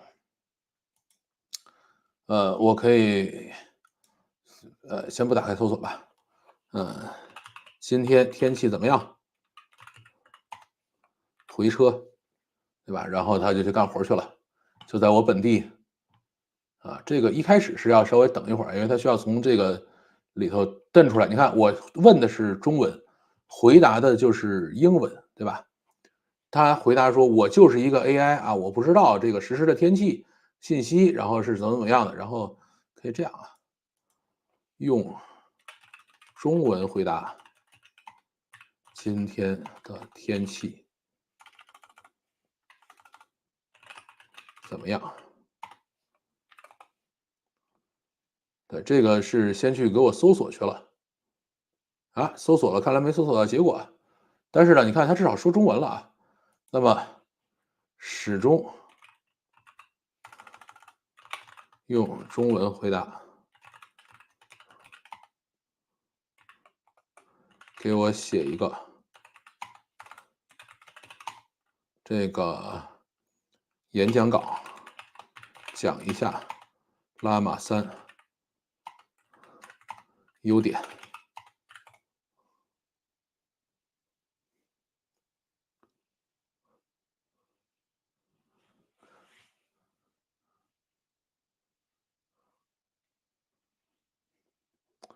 对吧？这个反正活儿还是能干的，哎，然后比如说我现在再让他干另外一个活儿啊，这个比如马斯克传啊，然后我问他，比如说马斯克，这个我是加了一本马斯克传的这个数据库在后头啊，马斯克对乔布斯的评价如何？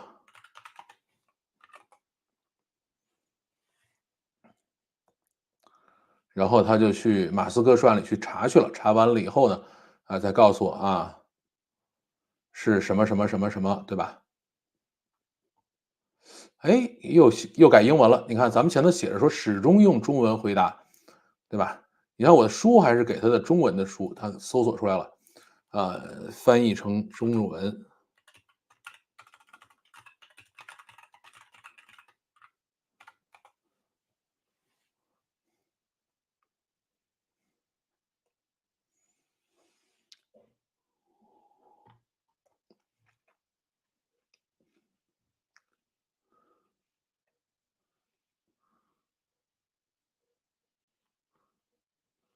这是在干什么啊？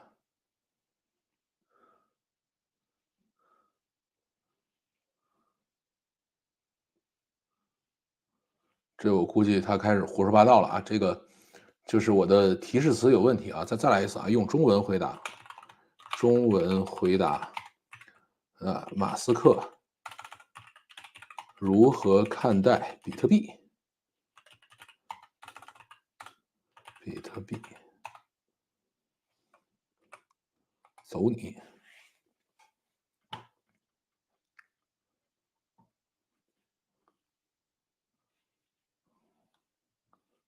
根据埃隆·马斯克在推特上的言论啊，可以看到他对比特币的看法是复杂的，他既支持比特币，也批评它，然后这样的一些评论啊，他就是从我的书里边找到了4段的描述，然后呢，告诉他说我总结了一下是这样的一个情况啊。这个 RAG 的部分是这个 Ollama 本地做的啊，然后上面生成的内容啊，中文内容这个是由叫做谁呢？由这个Llama 3 8B 在本地来做的。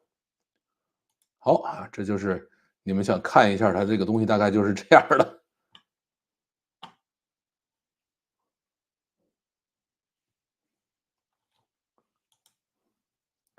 数据这一步就劝退大部分了，收集难啊，清洗难。是的，就是你要想做本地这个，就是主要是收集数据，但是清洗还好吧？收集清洗完全可以靠大模型来搞定。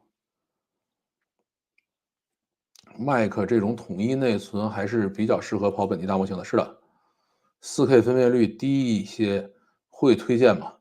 这个不知道啊，有好多东西是玄学啊，70B 也可以跑，就是比较慢啊，这个我还真是，反正我没跑起来。私域模型可以直接用自己的数据训练 ROAS 啊，是可以的。中文的话会不会国产的比较强？其实这个真不好说。你像它这个就是15T 的数据，用的是5%的非英语内容，啊，这个其实真的是你用任何一种语言，我估计都是可以包含大部分内容，但是可能真的是高质量的内容还都是英语的吧，特别是论文啊什么都是英语的啊，所以他们都是这么来干这个事情的。等 GitHub 中文的出来，为什么要等 GitHub 呢？等 Hugging Face 啊。如果只是自然语言进 Python 出，有什么可以本地部署要求低的语言模型吗？你挂 Ollama 里头是有一些这样的东西啊，Ollama 里头有这个叫 Llama Code 啊，就是后边可能有 Llama 2 Code，然后咱们等看谁去做这个 Llama 3 Code，然后呢挂那个叫做应该也是有一些叫 Ollama 本地的这种VS Code 插件，然后就可以在本地跑，它就可以完完全全在本地进行代码提示、代码生成啊。我原来试过，稍微慢一点，比这个直接调云端的 ChatGPT 还是要慢，但是呢能使。Laura 貌似效果不好啊，除了这个 Laura、QLaura，它反正一堆这样的这个小模型的东西都在这儿啊。新华社出了一个专门写公文的大模型，这个需求把握非常精准啊，是啊，这不挺好的吗？要重新做词表，这个等 GitHub 中文，我不知道你在讲的哪一段啊？生成前端页面代码，前端写的不溜啊，玩的不溜，想问问用什么代码生成比较好啊？这个其实现在这个很多啊，这个包括阿里自己有一个，然后呢那个百度也有一个，百度那个其实效果还可以，但是百度那个就是它是要收钱的，阿里那个好像是免费的。然后还有 Gitee 什么好像就是好几个在国内的就可以免费用的。然后是，那个叫谁，质朴清音也有一个啊，可以免费用。国外的话就还是使这个 GitHub 的那个 Copilot，就直接是 OpenAI 加的就挺好。要回答天气，前面还要加一个，不是要加一分类模型，就是它要加一个调天气预报的一个过程，啊，让它吹自己还是挺溜的。是的呀，这个没有任何问题。但是你要注意啊，我刚才干那个活儿是先让它在网上进行了搜索，然后它把搜索的结果拿出来给自己吹了个牛啊。对，Llama 3强制用中文回答也还是会蹦英文的，是这样的。中文词表太小了，必须重新它可能可以稍微微调一点32。因为我现在用的有一个库叫可以给你们看一眼啊，这个就是叫 Llama 2 Chinese 13B，对吧？比如说这个马斯克因为上头还是马斯克的这个什么啊，马斯克的知识库在里头。呃，为什么喜欢狗狗币？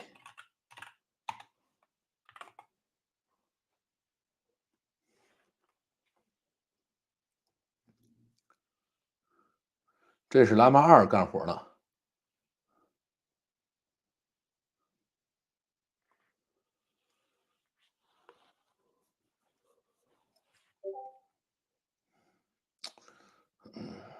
还是要慢一些。你看他2019年，马斯克与其他公司合作，发行了一种叫 Doge Chain 的，这种数字货币。Doge Chain 是一种抵用代币，以狗狗图案为什么什么东西，对吧？他也就给我找出来了这些东西，他就可以干了。但是你看它生成的内容实际上就要简短很多。刚才大家看到 Llama 38B 生成那个内容，要比这个要丰富非常多，大概至少我觉得有这3倍的长度。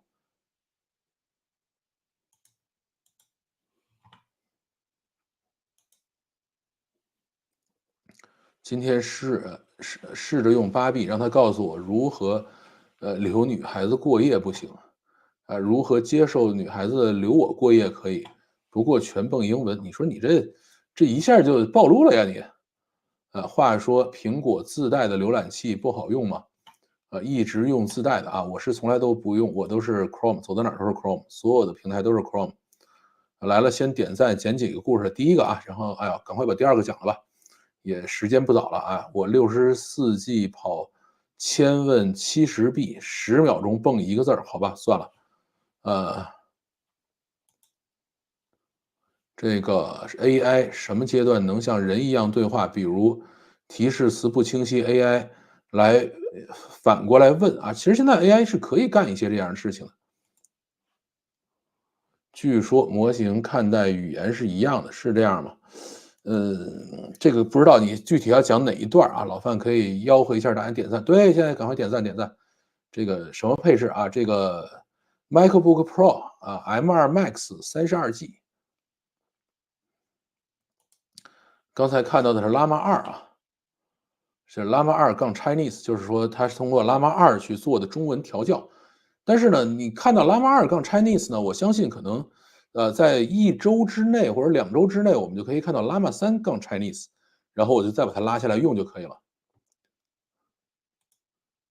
请教一下，有没有什么地方有对比 GPT-4、API 和 VPS 跑开源大模型哪个性能性价比？这个我不太确定啊，因为我觉得肯定还是 VPS 跑得更便宜，因为 GPT-4也好，或者任何这种模型也好呢，它都是按什么给你算的？都是按这个 token 算钱的，而 VPS 跑这个东西是按小时算钱的。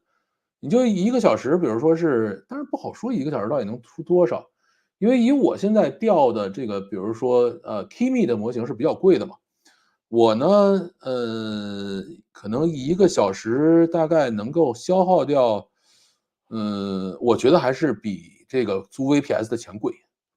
啊，然后在这个叫什么上，在这个零一万物上我也试过啊，然后也是挺贵的。但是呢，肯定是VPS 便宜，这个没什么好说的。就是你挂了 VPS 以后，你用10个小时，其实花不了多少钱啊。然后而且那个是可以生成非常多的 token 啊，这个它是两个不同的计费方式。狗狗币2013年发行的，感觉乱生成是吗？我看看他写的是什么。2019年，那我不知道他找到的哪一段儿啊？嗯，他肯定有一段儿写的是2019年，因为这种的是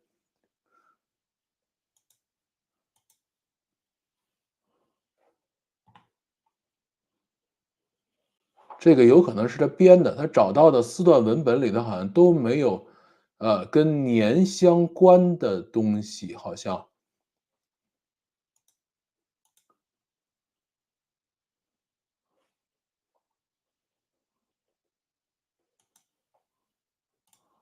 这个我们不研究了，还有一个故事要讲呢。GPT-4的 API 可贵了，是的，阿里投了 Kimi 成了大股东，老范怎么看？这挺好的呀，你投完钱以后，这个钱你就上阿里云上来使不就完了吗？左手倒右手，对吧？就把这个阿里云的销售额本来也卖不掉的销售额，就变成自己的一个这个财务的一个资产了。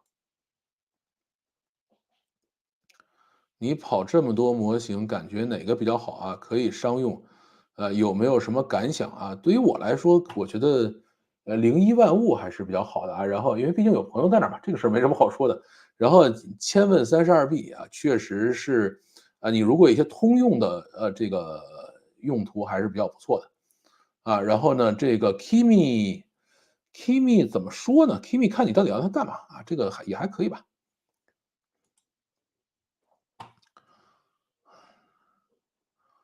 好，我们还有一个故事，我们尽量快一些把这个第二个故事讲掉。雷军到底是不是爽文男主呢？ 4月18号，雷军在抖音上做了2个小时的直播，1.9亿次赞。哎呀，这个你们给我点了没有？记着点啊！然后呢，在小米的北京亦庄交付中心做的，而且基本上这2个小时在干嘛呢？就是在不停的辟谣。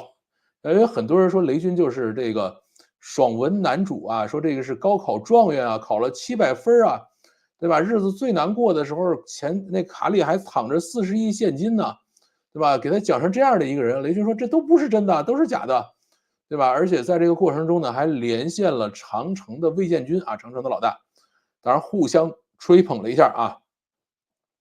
雷军呢也承诺短期内呢不准备做硬派越野，说这个长城已经做得很好了。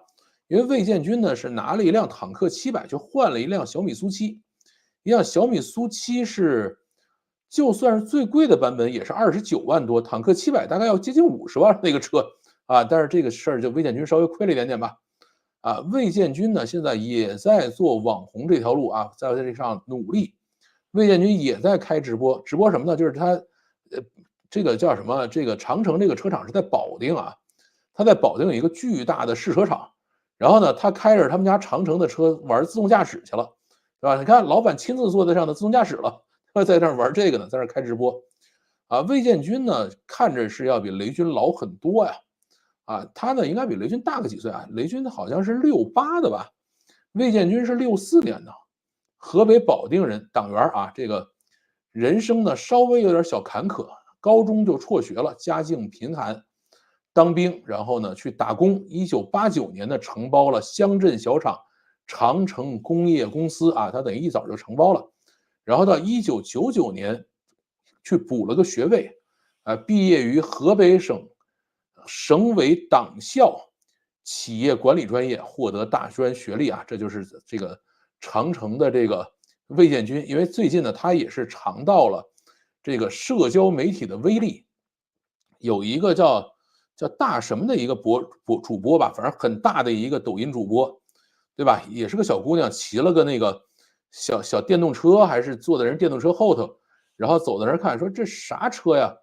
长城炮啊！人家讲这就是长城炮，然后大概反正是一个什么样的方式就念了一把，然后这一个炮，对吧？这个长城汽车的股价连续涨停板了2天还是3天，然后长城炮这个车就狂卖，啊，这个魏建军说那你都这么厉害了，对吧？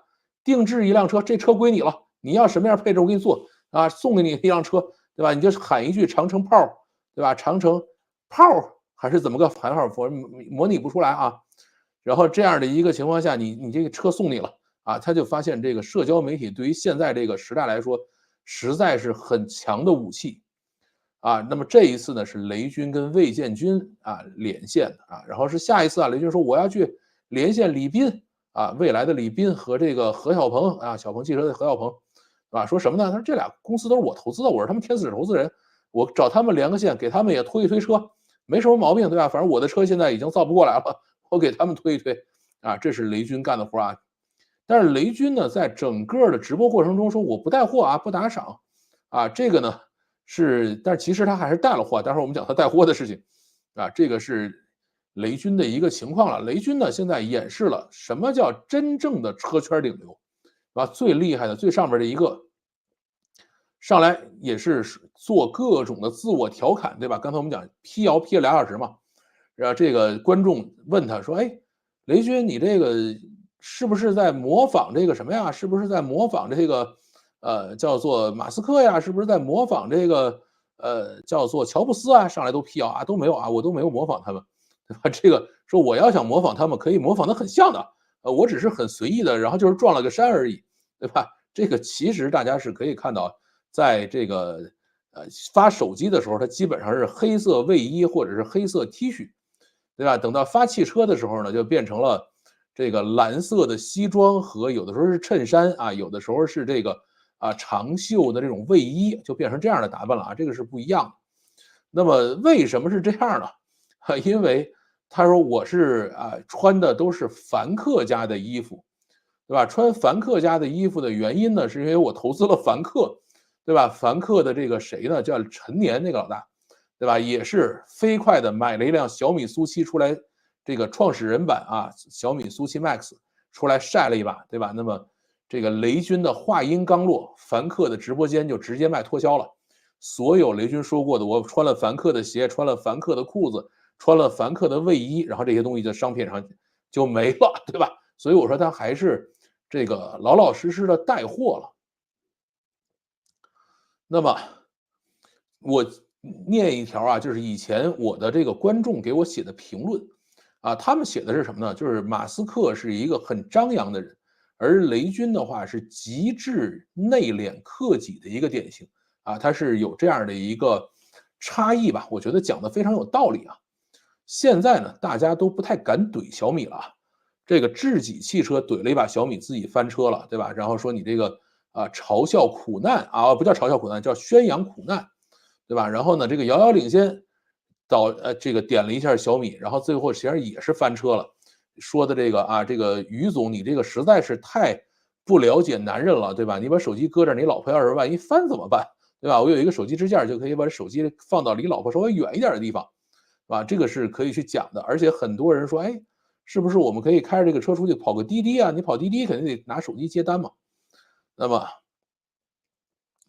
现在雷军带来的效果呢，就是所有的老板都要自己出来做这个直播，然后呢，甚至雷军呢已经成为了叫许愿机啊。一帮人说，哎，说雷总你做个火箭吧，雷总你做个卫星吧，因为你看马斯克还有 SpaceX 嘛，啊，我印象里我以前那个朋友那公司他应该是投了，对吧？就是银河航天做卫星的，其实雷军手里的是投了有这种卫星公司啊，火箭公司他投没投我不知道。就像做汽车这件事，他在做汽车之前，基本上把汽车产业链上下游全投干净了。啊，说雷总你做相机吧，其实雷总投的公司里是有做相机的啊。以前有一公司叫小蚁相机，但我不知道小蚁现在混成什么样了啊。他们原来做过啊，运动相机也好，包括那个单反相机也好，都做过。还有人说啊，雷总你把你们家小米食堂开放出来啊，多开几个连锁店，我们也想去吃这个事儿，对吧？这个雷军说，汽车就是他最后一次创业了啊，以后再也不干了，就做到汽车就完事儿了。而且呢，这个也请创业者看看，说大家提要求了，就说明这块有机会，你们都赶快上啊。那意思就是你如果上了，没准他会投资啊。而且雷军的表演呢是相对来说比较接地气的，对吧？这个各种的问答都是尽量坦诚回复，哎，他没有端着装着啊。这个上来人家问他说：“雷军，你那头发染过没？”对吧？你想他68年的，满头黑发，而且也不掉头发。你说程序员不掉头发，你像我也不掉头发，因为我程序写的少，对吧？这个雷军说：“我这头发没染过啊，就天生就这样啊。这个染没染过咱不知道啊，但是我是见过他本人的啊，那个头发确实是比较浓密的。这个，然后呢，也被问及了这个法拉米的事情啊，这什么意思呢？就是有人说他是叫保时米嘛，是这个苏7，对吧？说现在已经有人见过他的这个越野车了，可能是抄的法拉利的一款越野车，对吧？说你这个是不是法拉米啊？啊，但是在这点上呢，雷军只是说啊，我不会去做越野车，啊，但是呢，并没有说会不会做 SUV，啊，雷军的回答是未来车型规划是保密的，现在只专注于小米苏7，所以呢，大家现在猜测下一个车应该叫小米苏8，啊，已经有人在车厂里看到一个类似于法拉利 SUV 的那样的一个车型，啊，贴着这个防拍摄的那种车衣，啊，已经在那个车厂里有人看见了。甚至呢，还有人怀疑小米未来可能会出混动车啊，就是现在啊，或者叫增程车，这个事儿的可能性也是存在的啊。那么雷军呢，也是反复在这强调说，千万别打赏啊。然后呢，为什么不让打赏？这个因为担心这个屏幕会花，因为直播平台都是很鼓励打赏啊，放大火箭，放大礼花，让你去打赏。为什么？第一方面是让打赏的大哥觉得有面子。啊，第二个呢，就是平台是要抽成的，对吧？你一打赏，平台就可以抽到钱，所以雷军就是千万别打赏，而且雷军如果要求打赏的话，会很麻烦。啊，第一个与人设不符，对吧？第二个呢，他有很多员工，啊，甭管是雷军小米系的直接的员工，可能就有几十万啊，十几20万的样子。然后呢，再加上这个，他比如投资的公司，雷系公司，对吧？可能加一块有上百万的员工。然后呢，还有什么小米供应链、小米被投企业。然后这帮老板们呢，你说雷军说要求打个赏，那你说你是打呀，还是打呀，还是打呀，对吧？这没法弄。所以这个事儿就没有最忠诚，只有更忠诚，这个事儿是不能要求打赏的。然后雷军呢，也在反复的调侃自己，对吧？这个其实还是很强的一点啊。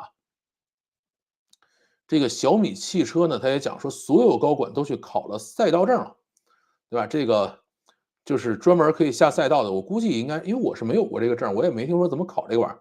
就是我有驾驶证啊，我驾驶证上有这个，我是 C1D 啊，就是 C 是那个小型货车，因为考得早嘛，所以是 C1，对吧？D 呢是这个三轮摩托车，所以我的驾照是 C1D，对吧？那么我不知道是不是这个赛道证是在这个驾照后边再加一个字母还是什么样啊？但是它是所有高管都去考，然后考完了以后呢，说我们准备给大家表演漂移啊，这个事儿也是大家可以拭目以待。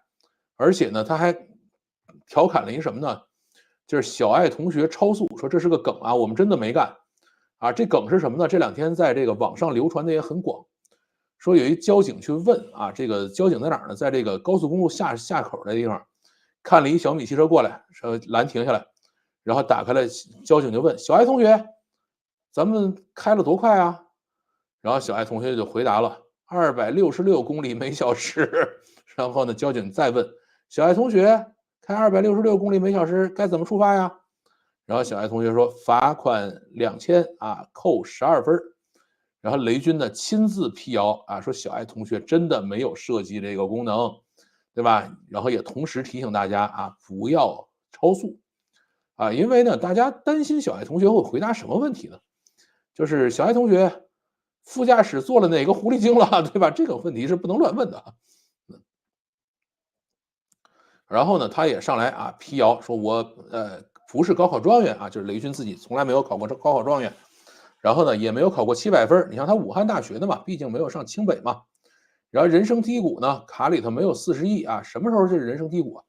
就是他把卓越网卖给这个亚马逊的时候啊，这个卓越网呢是2004年7500万美金卖给亚马逊了，就算这7500万美金你算完了以后的话，也就是几亿人民币啊，也不可能有40亿，而且这几亿人民币里头呢，还有其他股东，还有投资人呢，啊，包括那个他可能大股东是金山集团，对吧？真正能落他自己口袋里的应该没有那么多了，啊，那么他讲的是什么？叫生于互联网泡沫破裂之后，死于互联网电商大爆发之前啊，也是很遗憾的一个事情。而且呢，他讲他前一段时间去见贝索斯，贝索斯呢当面道歉说没有照顾好卓越网，因为贝索斯把它买下来了嘛，结果现在亚马逊中国退出了，对吧？没玩下去。然后呢，也在讲说现在啊也不敢说就成功了，对吧？因为呢，除了比亚迪跟特斯拉之外，没有任何的纯电车企是盈利的。这个普遍亏损的行业里头，什么性价比啊，这个东西大家都甭谈了。而且呢，雷军说我们这个成功，什么叫成功啊？未来5年成为世界前5的造车公司，这玩意儿才叫成功的。所以啊，任重而道远啊。现在呢，大家都在很努力的学雷军，啊，富盛也是自己有一辆小米苏7，在里边去拍短视频，啊，富盛那辆小米苏7的编号是多少呢？是360啊。这个原因啊，这个大家可以看看我前面的节目，猜一猜为什么它有360这辆车的这个牌子啊。然后呢，现在富盛的整个的画风还是比较朴实的，比我原来在他上班的时候朴实多了，对吧？也这个坐在那儿，这个直接就对着镜头就开始说啊，一个大头一个大脸就开始说了啊。我以前在猎豹的时候，他上各种节目或者上什么的时候是要化妆的啊，这个也觉得那个时候更帅一些。现在可能是不是累了啊？不管他了。当然，这种更朴实的样子有可能是专门设计出来的，包括周鸿祎。现在我估计他很多的这种朴实无华的状态都是设计表演或者叫表演他自己吧。那么周鸿祎前2天还干了一个什么事儿？发了条抖音，说我要把我那二手迈巴赫卖了，就是他自己手里有一迈巴赫，他呢是特别喜欢迈巴赫啊，然后呢说要把这卖了，卖完了以后呢，说谁家的车想让我体验一下，给我送来啊，我体验一下，给你拍了一个视频，对吧？这想了这一条以后，就日子就没法过了，说这一晚上就没法睡觉了。为什么？就是他讲完这句话以后，然后小鹏当天晚上就直接把车开到那个360大厦底下去了，是小鹏X几，就是那个 MPV 的车直接开上来了。然后呢，这个叫做极氪009，也是一个大的 MPV 就开过去了，对吧？然后李斌也马上就送了个车过来，因为他毕竟周鸿祎再怎么着，你有讨厌他的，有喜欢他的，对吧？那是一个400万粉丝的一个大网红，对吧？这个，但是他呢现在也不怕出错，对吧？这个周鸿祎讲完这话以后，有这个五菱宏光啊，说你用五菱宏光吧。然后这个周鸿祎说，我这个就想坐车啊，我这个怎么说呢，需要空间大的车。然后五菱宏光马上就发了条视频，说这个五菱宏光上头下来23个人，超载嘛，说你看我这车够大了吧？啊，实际上是个小面包车嘛。而且呢，现在还有人说，哎，你这个迈巴赫是不是1块钱卖给我啊？后来说那个再怎么着，迈巴赫二手它也是迈巴赫，对吧？啊，还有人上来说，哎呀，迈巴赫你甭管这个一口价，你说多少钱我多少钱收，啊，收完了以后我再送你一辆车，实际上干嘛去了？就是蹭周鸿祎的流量去了。周鸿祎也400万粉丝嘛，这个还是很值钱的。啊，当然注意一点啊，周鸿祎是不会开车的啊，他没驾照啊，只能试乘不能试驾。啊，这个里头就是学雷军这件事儿有一个反面典型，就是谁？刘强东啊，那是个绝对的反面典型啊。这个用数字人直播一点都不真诚啊，一点都不接地气，所以前面还录了个视频骂了他一顿啊，这个是非常傻的一个事情。要想学雷军，怎么着就得接地气，就得老老实实的坐在这儿啊，该调侃自己，该拿自己开玩笑啊，就得上。然后小米苏7呢，现在就是最大的流量焦点，在车圈里头没有什么比它更热乎的，所有人都盯着啊。我老婆是喜欢买那个叫什么，小小包妈妈他们家的这个各种的家居用品啊。我自己其实我以前一个同事在做这个小小包妈妈，我推荐给他，他就去买，说今天看见小小包妈妈的里头这个创始人啊，就是他就是小小包的妈妈啊，实际上是小小包是一个小姑娘，然后呢，她母亲啊创建的这个公司，然后呢，他呢就说自己开了一辆小米苏7去清华也不去哪儿去转了一圈，一路上大家就拍呀，就是只要旁边有人就举着手机拍，对吧？后来发现说你只要敢开小米苏7上街，就还要好好化化妆，好好的这个捯饬捯饬，否则觉得自己配不上，对吧？现在小米苏7就是这样的一个状态啊。然后呢，各种的硬核拆车，各种的硬核碰撞都在上。这个雷军也说我们从来没想过说有任何一辆车出来以后会被大家这么仔细的都收拾一遍，就像拆手机一样拆，对吧？其实以前手机也不那么拆，原来可能就是苹果出来以后会有一些机构拆一拆。国内的手机第一次被拆实际上是华为 Mate 60 Pro，对吧？说哎，你这芯片到底谁造的？到底怎么回事？对吧？就买了一堆啊，回来去各种的拆解，各种讲这东西，因为发现什么？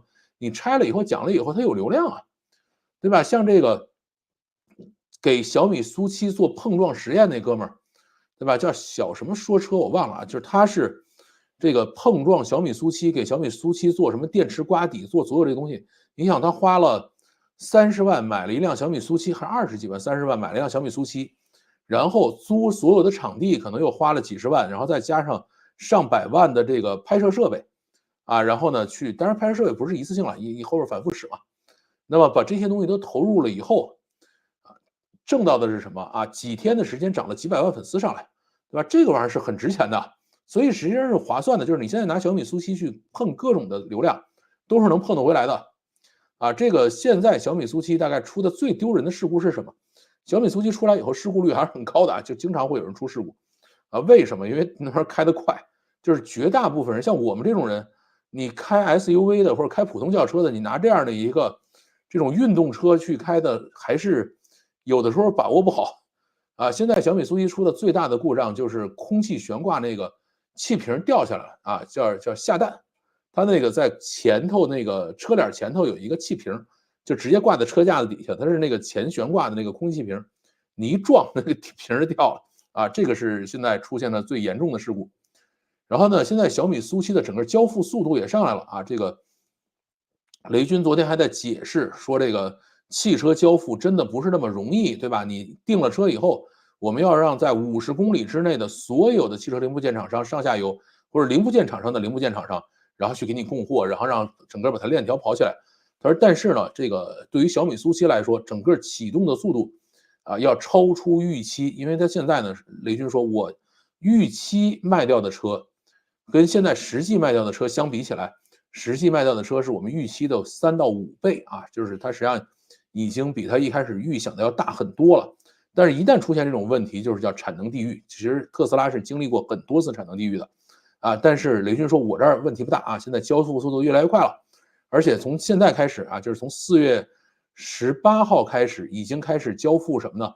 就是这个非创始人版，就正常你订的这个车，现在都开始交了啊，交的很快为什么这么能快下来？因为可能上下游好多产业链就是雷系公司，对吧？那就是谁给他做呀？那没什么好说的。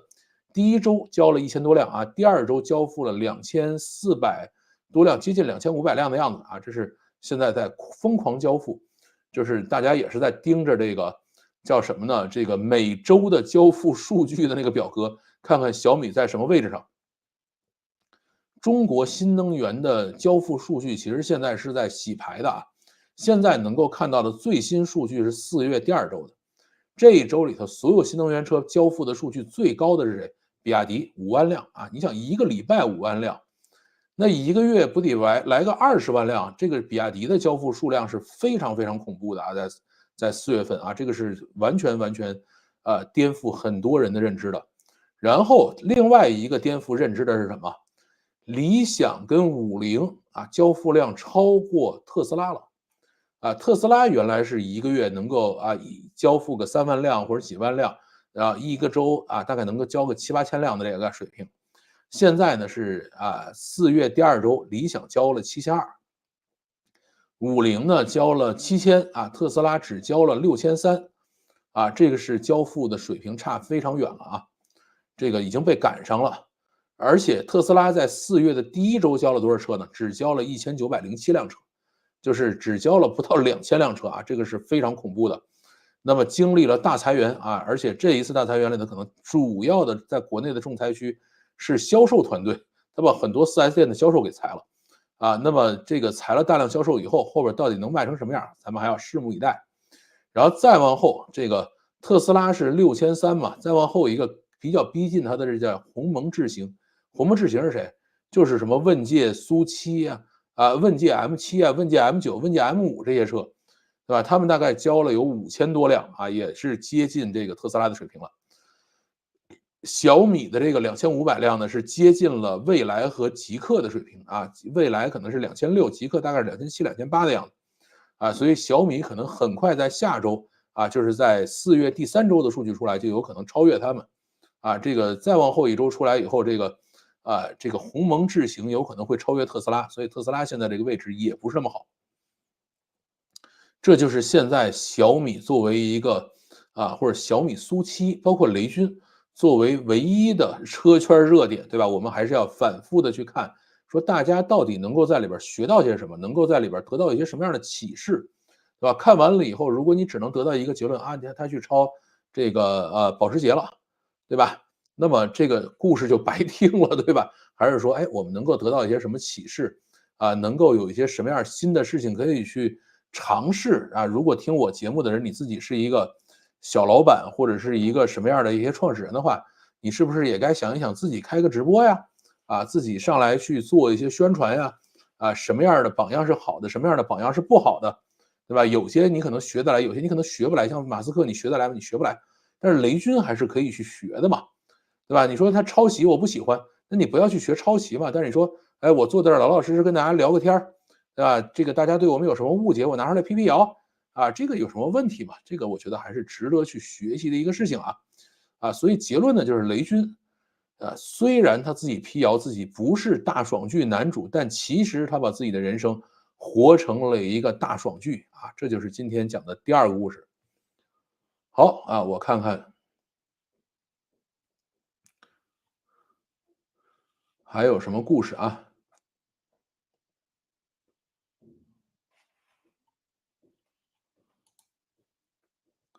阿里云，这不就是微软投资 OpenAI 的玩法吗？是这样的，阿里云是准备走这条路。雷总贡献了太多话题了，是他不但贡献很多话题，而且他的话题大家还都挺开心的听着。传统商业互吹是这个我告诉你，上来互怼才是比较二的呢。给点了100个赞，我去看看我现在有多少个赞了啊？113个赞啊，还不错，还不错。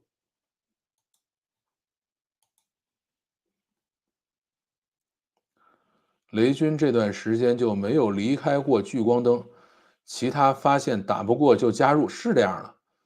这个你如果这个雷军上了聚光灯下了，然后你在下头说，哎呀，雷军你会什么呀？你不就是会出来做个直播吗？你还会什么呀？这种人呢，就属于叫没有跟上时代啊。跟上时代的人就是说你上我也上啊，这才叫跟上时代。挺期待雷军的 SUV 的，好吧？但我想着我要再买下一辆车，绝不买 SUV 了啊！这个 SUV 坐的时间长还是累，因为腰是直的。我以后再要买车再换车，我还是准备换回卧车去。或者没准去换个长城炮。老板就应该努力挣钱养活员工啊！这个我觉得大家还是相互这个成就比较好啊，没有谁养活谁的事儿。小米的品牌溢价已经做起来了。最近想买个安卓平板玩，发现红米平板的性价比居然连联想都比过啊！真的是风水轮流转。哎，红米最近出了一个霍格沃兹版的平板啊，你们可以去试试。但我对于小米平板就是它那个3000多的那个小米六吧，小米平板6 Pro 啊，13寸的那个，我觉得还是挺好的。但是我的 iPad 也挺好使的，所以我也不太想换。凡客为啥不为雷总定制一条 Are You OK 系列品客内裤？我觉得上架一定会发大财，遥遥领先啊！这个事儿啊，千万别这么想。这个为什么呢？就是因为我以前是雷系公司的投资总监啊，猎豹移动投资总监。雷军对于品牌控制、品牌管理啊，对于个人形象管理要求是极其严苛的啊。他可以自嘲，但是你绝对不可以嘲笑他啊。你说我给雷军定制了一个内裤，你会被他罚死的，他是真的会罚你钱的。这个千万不要瞎搞这个啊。这个就跟这种人，就是你看他现在上直播嘻嘻哈哈的，我们以前给老雷写邮件或者老雷给我们回邮件的时候，我们都是胆战心惊的。这个非常非常有压力的一个人给你啊，所以这个玩笑开不得啊，这个千万要注意尺度，跟这些人打交道的时候。梗估计是小米自己想出来的，不需要他自己想啊，有非常多的人去替他想。看到有小米员工戴雷军照片的面罩，模仿雷军做交车仪式，冲这点就觉得小米这公司可以，是还可以。副驾驶坐的是8块腹肌的男秘书，这个夫人请放心，好吧？这个更不放心了。小爱同学要是这么回答，可真成精了，那就说明大语言模型成了。其实这个大语言模型做这个功能并不难啊，这现在是完完全全可以做的。哪怕是在小米苏7里头，以它车机，它应该是8125的高通的芯片啊。这种芯片上的话，你跑到一个1.4B 啊，或者是2B 左右的这种模型是可以跑起来的。你核心是什么？就是你收集到没有收集到信息。如果比如说我把这个，过去一段时间的这个行驶日志直接喂进去，说来你给我回答一下，它其实是完完全全可以回答正确的啊，没有任何问题。中年男人的最后出路是做网红，哎，这是一定是要去试一试的。小鹏 X9是的，就是那个那个 MPV，老板们为了串流量也是煞费苦心。对啊，你像我站在这说谁送我辆车，肯定是你是谁啊？谁理你啊？对吧？但是周鸿祎站那说来谁送我辆车，一帮人就冲上来说来我送你辆车，但是我可以招呼说谁来请我吃个饭，这事儿还是可以这个招呼人来啊，这个号召力还是存在的。但是说哎谁送我辆车这个就不行了，这个怎么说呢？还是要稍微有一点点自知之明啊。等我什么时候有个几百万粉丝的时候，我可以喊啊谁来送我辆车，没准到那个时候也就一堆人就把车送来了。然后某客湾的这个遥遥领先解析视频就被下架了啊，这个是这样的最近还一特别好玩的事儿啊，跟你们讲一下儿这个华为 P70上来了，然后呢，说现在这个新的芯片叫麒麟9010啊，原来是这个麒麟9000S 嘛，现在就是又涨了一点儿，叫麒麟9010。然后呢，出现了一个谁也没想到的事情，是什么呢？是中兴通讯的股价暴跌。为什么呢？因为你做麒麟9000S 的时候，是不是中兴通讯你给他做的？说不是啊，叫中芯国际啊，不是中兴通讯，中芯国际是不是你做的？不是。啊，否定连三啊，说你谁敢传谣我就告谁，因为你如果是他做的话，他就会进美国实体名单啊。然后现在呢，9010出来以后，说哎呀，这个看来不需要中兴通讯啊，中芯国际，华为自己也能做出来，那中芯国际你就不值钱了，咔嚓那股价就跌了，对吧？所以现在它也出了一些比较有意思的事情。华为 P70出来了，不讲讲吗？啊，你看这刚讲了一他的故事，对吧？这个，但是 P70我自己个人没什么兴趣了，就是现在也没什么想法了，爱谁谁了吧。手机我不赞成啊，一直都有人拆啊，只是没出圈儿。楼宾很早就在拆了啊，是的，拆，但是你现在就是能拆出圈来，在苏期里面奖励自己会被分享视频全网出名吗？这个，我不知道你在说什么啊，这个话好奇怪，没看懂。好多自媒体拿苏七跑赛道当赛车使，其实是很危险的。是的，苏七它是这样，就专门的，它会出赛道版，就是它不是现在这种 Max 版，但赛道版呢可能还需要专门调啊。就是现在这个版本上赛道是有问题的。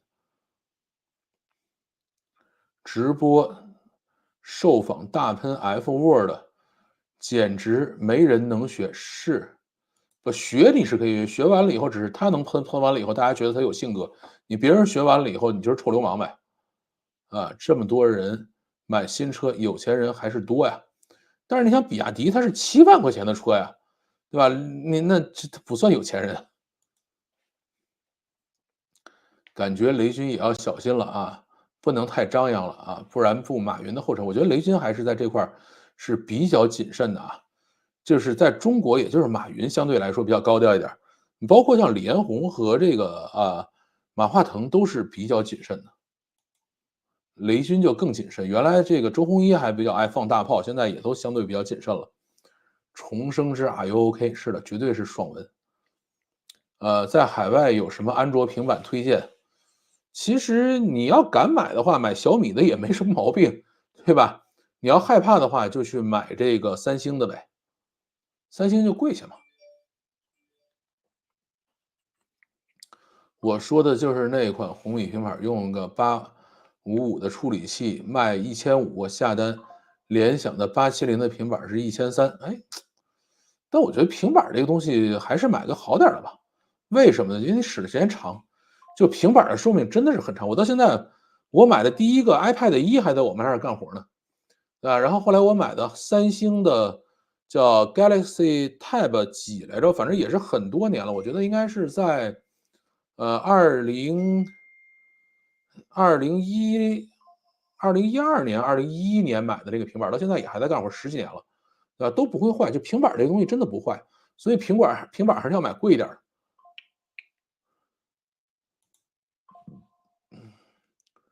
平板利用率实在有点低啊，我的 iPad Air 5已经沦为看油管和剧集的工具了。这不就是利用率高吗？你拿它看剧集，当然呢，看剧集呢，我觉得更好的还是小米平板或者这种安卓平板便宜嘛。就是你真的花一个，比如说1万多块钱，你去买一个 iPad Pro 1G 内存的那种，真的意义不大。因为我现在用的就是 iPad Pro 1G 内存的，啊，当时买的时候1万多块钱，现在觉得有点亏了，啊，真的没什么用。我现在的 iPad 可能最多的用处是刷抖音，然后其次是刷小红书，然后再往后是看剧，对吧？这个，但是看剧呢，对于这个1G 内存还是有用的，就是你可以多装点剧进去看去，特别是出差的时候。相比遥遥领先啊，这种互相吹捧，反而是能做大国产，能做大国产车市占率是这样，我也觉得是这样。毕竟马斯克不可能，来这儿一起勾肩搭背。这个其实大家都会致敬他。这个雷军也说了，说我十几年前去过特斯拉，见过马斯克，我也跟他聊过，向他好好学习过，对吧？这个其实没什么问题。你不像是这个站在这儿说，我跟人遥遥领先了，这个我觉得真的是，啊，就算遥遥领先吧。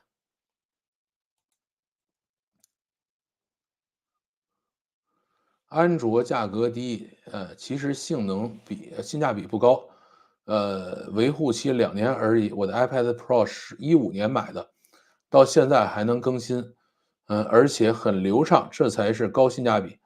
其实差不太多，因为你平板上你别装那么多应用就完了。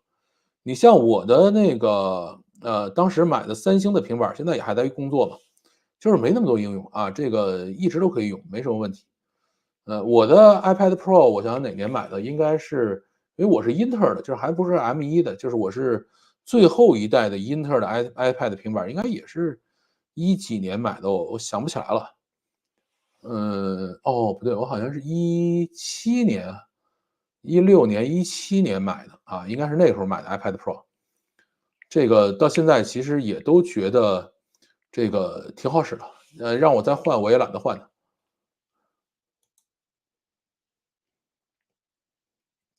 啊，不买车，家门口就是地铁换乘站，远的地方就动车加滴滴。iPhone3、4年换一次，经济稳中向好，皮夹子里的钱都是掰开了花啊，那这个也行吧。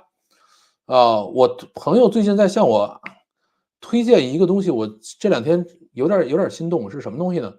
小牛电动车啊，就是2轮的电动车，电动自行车。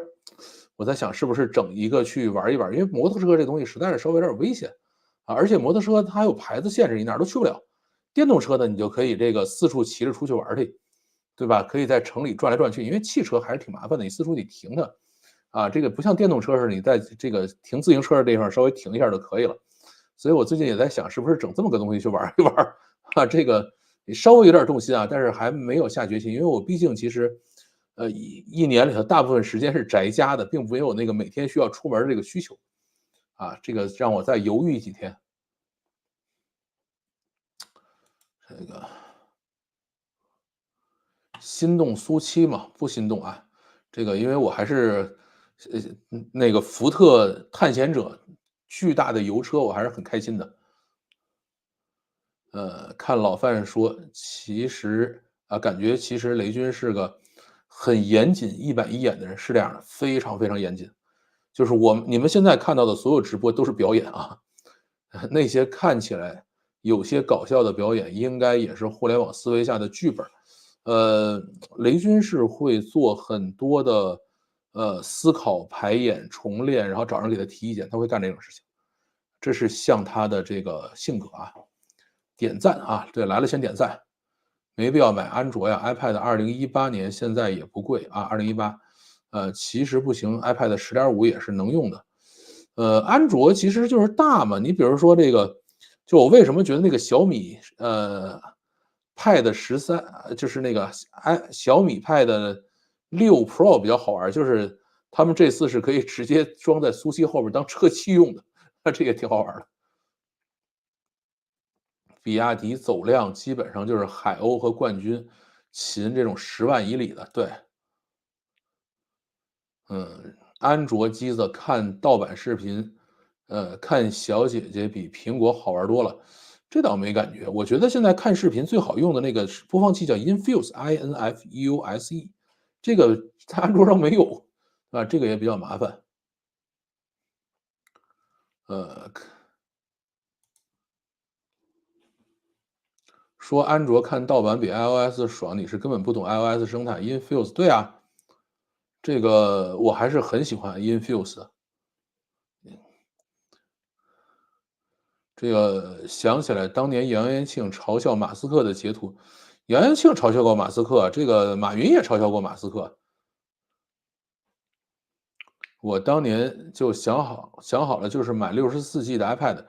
就我为什么会买了一个1T 的那个 iPad 呢？就是因为这个怎么说呢？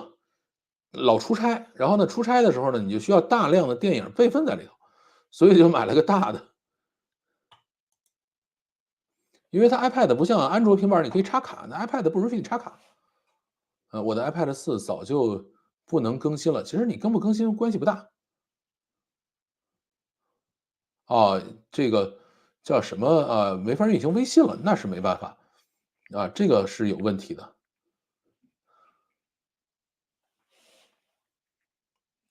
如果安卓维护期不长啊，给我推荐个 Linux 平板儿也可以，主要是给孩子学习，孩子学习还是用 iPad 吧。我觉得这个你还是该更新更新 iPad 4还是太老了，iPad Air 2吧，对，这个我觉得就是 iPad 现在，哎，iPad Air 2是用的哪个芯片我忘了。电驴现在都在玩9号啊9号的也是吧9号也算雷系公司啊，这个回头我再看看，我还没想明白，这个要不要买这么个东西，因为买了可能也放那儿放着。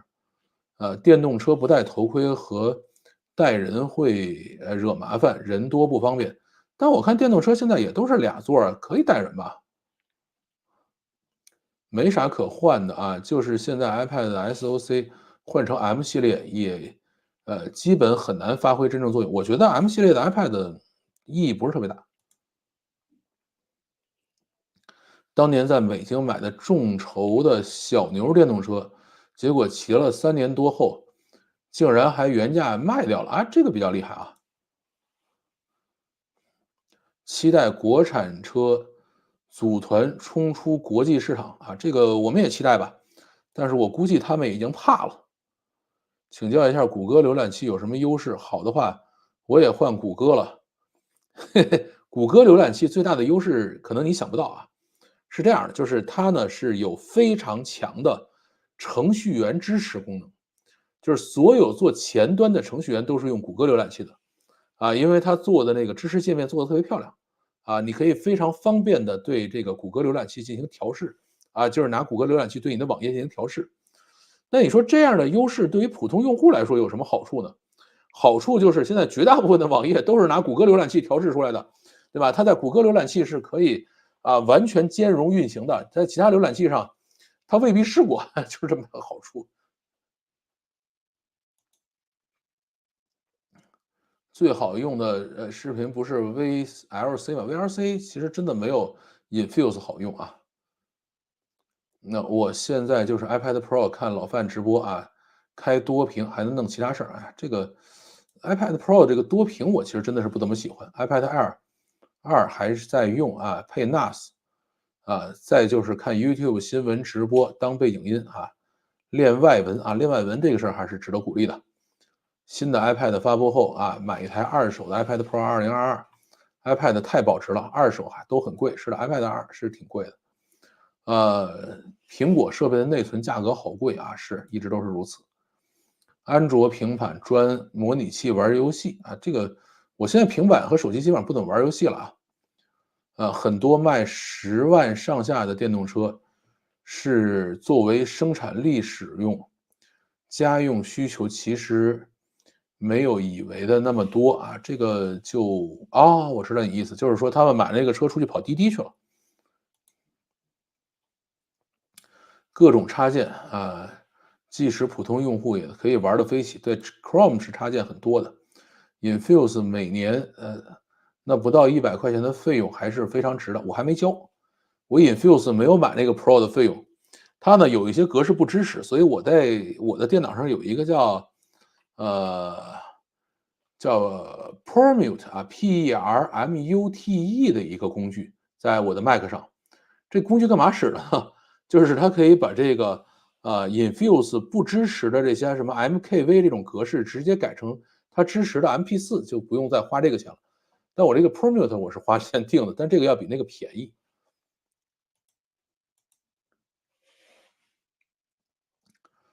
然后呢，是有游戏机，谁还玩 Apple Arcade 啊？这个我现在是有游戏机，但是呢，游戏机我也没什么空玩，包括我的那个什么也没空玩，那个叫兵器时代2啊，那个也没空玩。说 VLC 的朋友先了解一下 Infuse 吧，不是一个时代的东西。对，在安卓上好像就有没有这种类似于 Infuse 这种带媒体中心的东西啊？我一直希望能够找一个Air 2用的 A8X，反正 iPad 不上 macOS，就是大 iPhone 啊。2018年以后，日常 A12X 都超纲啊。2017年的 iPad Pro 是 A10X，日常完全够用，屏幕还是4:3的，还保留 Touch ID，Touch ID 我真的觉得没什么用。我买了终身的 Infuse，好吧，Infuse 可以播MKV 封装的视频吧，就是没付费的 MKV 呢，主要还是看它的编码，就是它的音视频编码，有些这个编码它是不认识的啊，但是你用那个刚才我说那工具转一次就都认识。好，那我们今天差不多到这里了，这个也2个小时多一点点，我们明天休息啊，明天就没有直播，也没有视频放，大家也回去好好休息一下儿。这个如果没有点赞的，记着点个赞。然后我们今天就准备到这里啦，转格式用这个很方便，还免费，好吧？iPad 12018年怎么也点不亮，我的 iPad 1到现在还是可以正常工作。那么大家周末愉快，再见。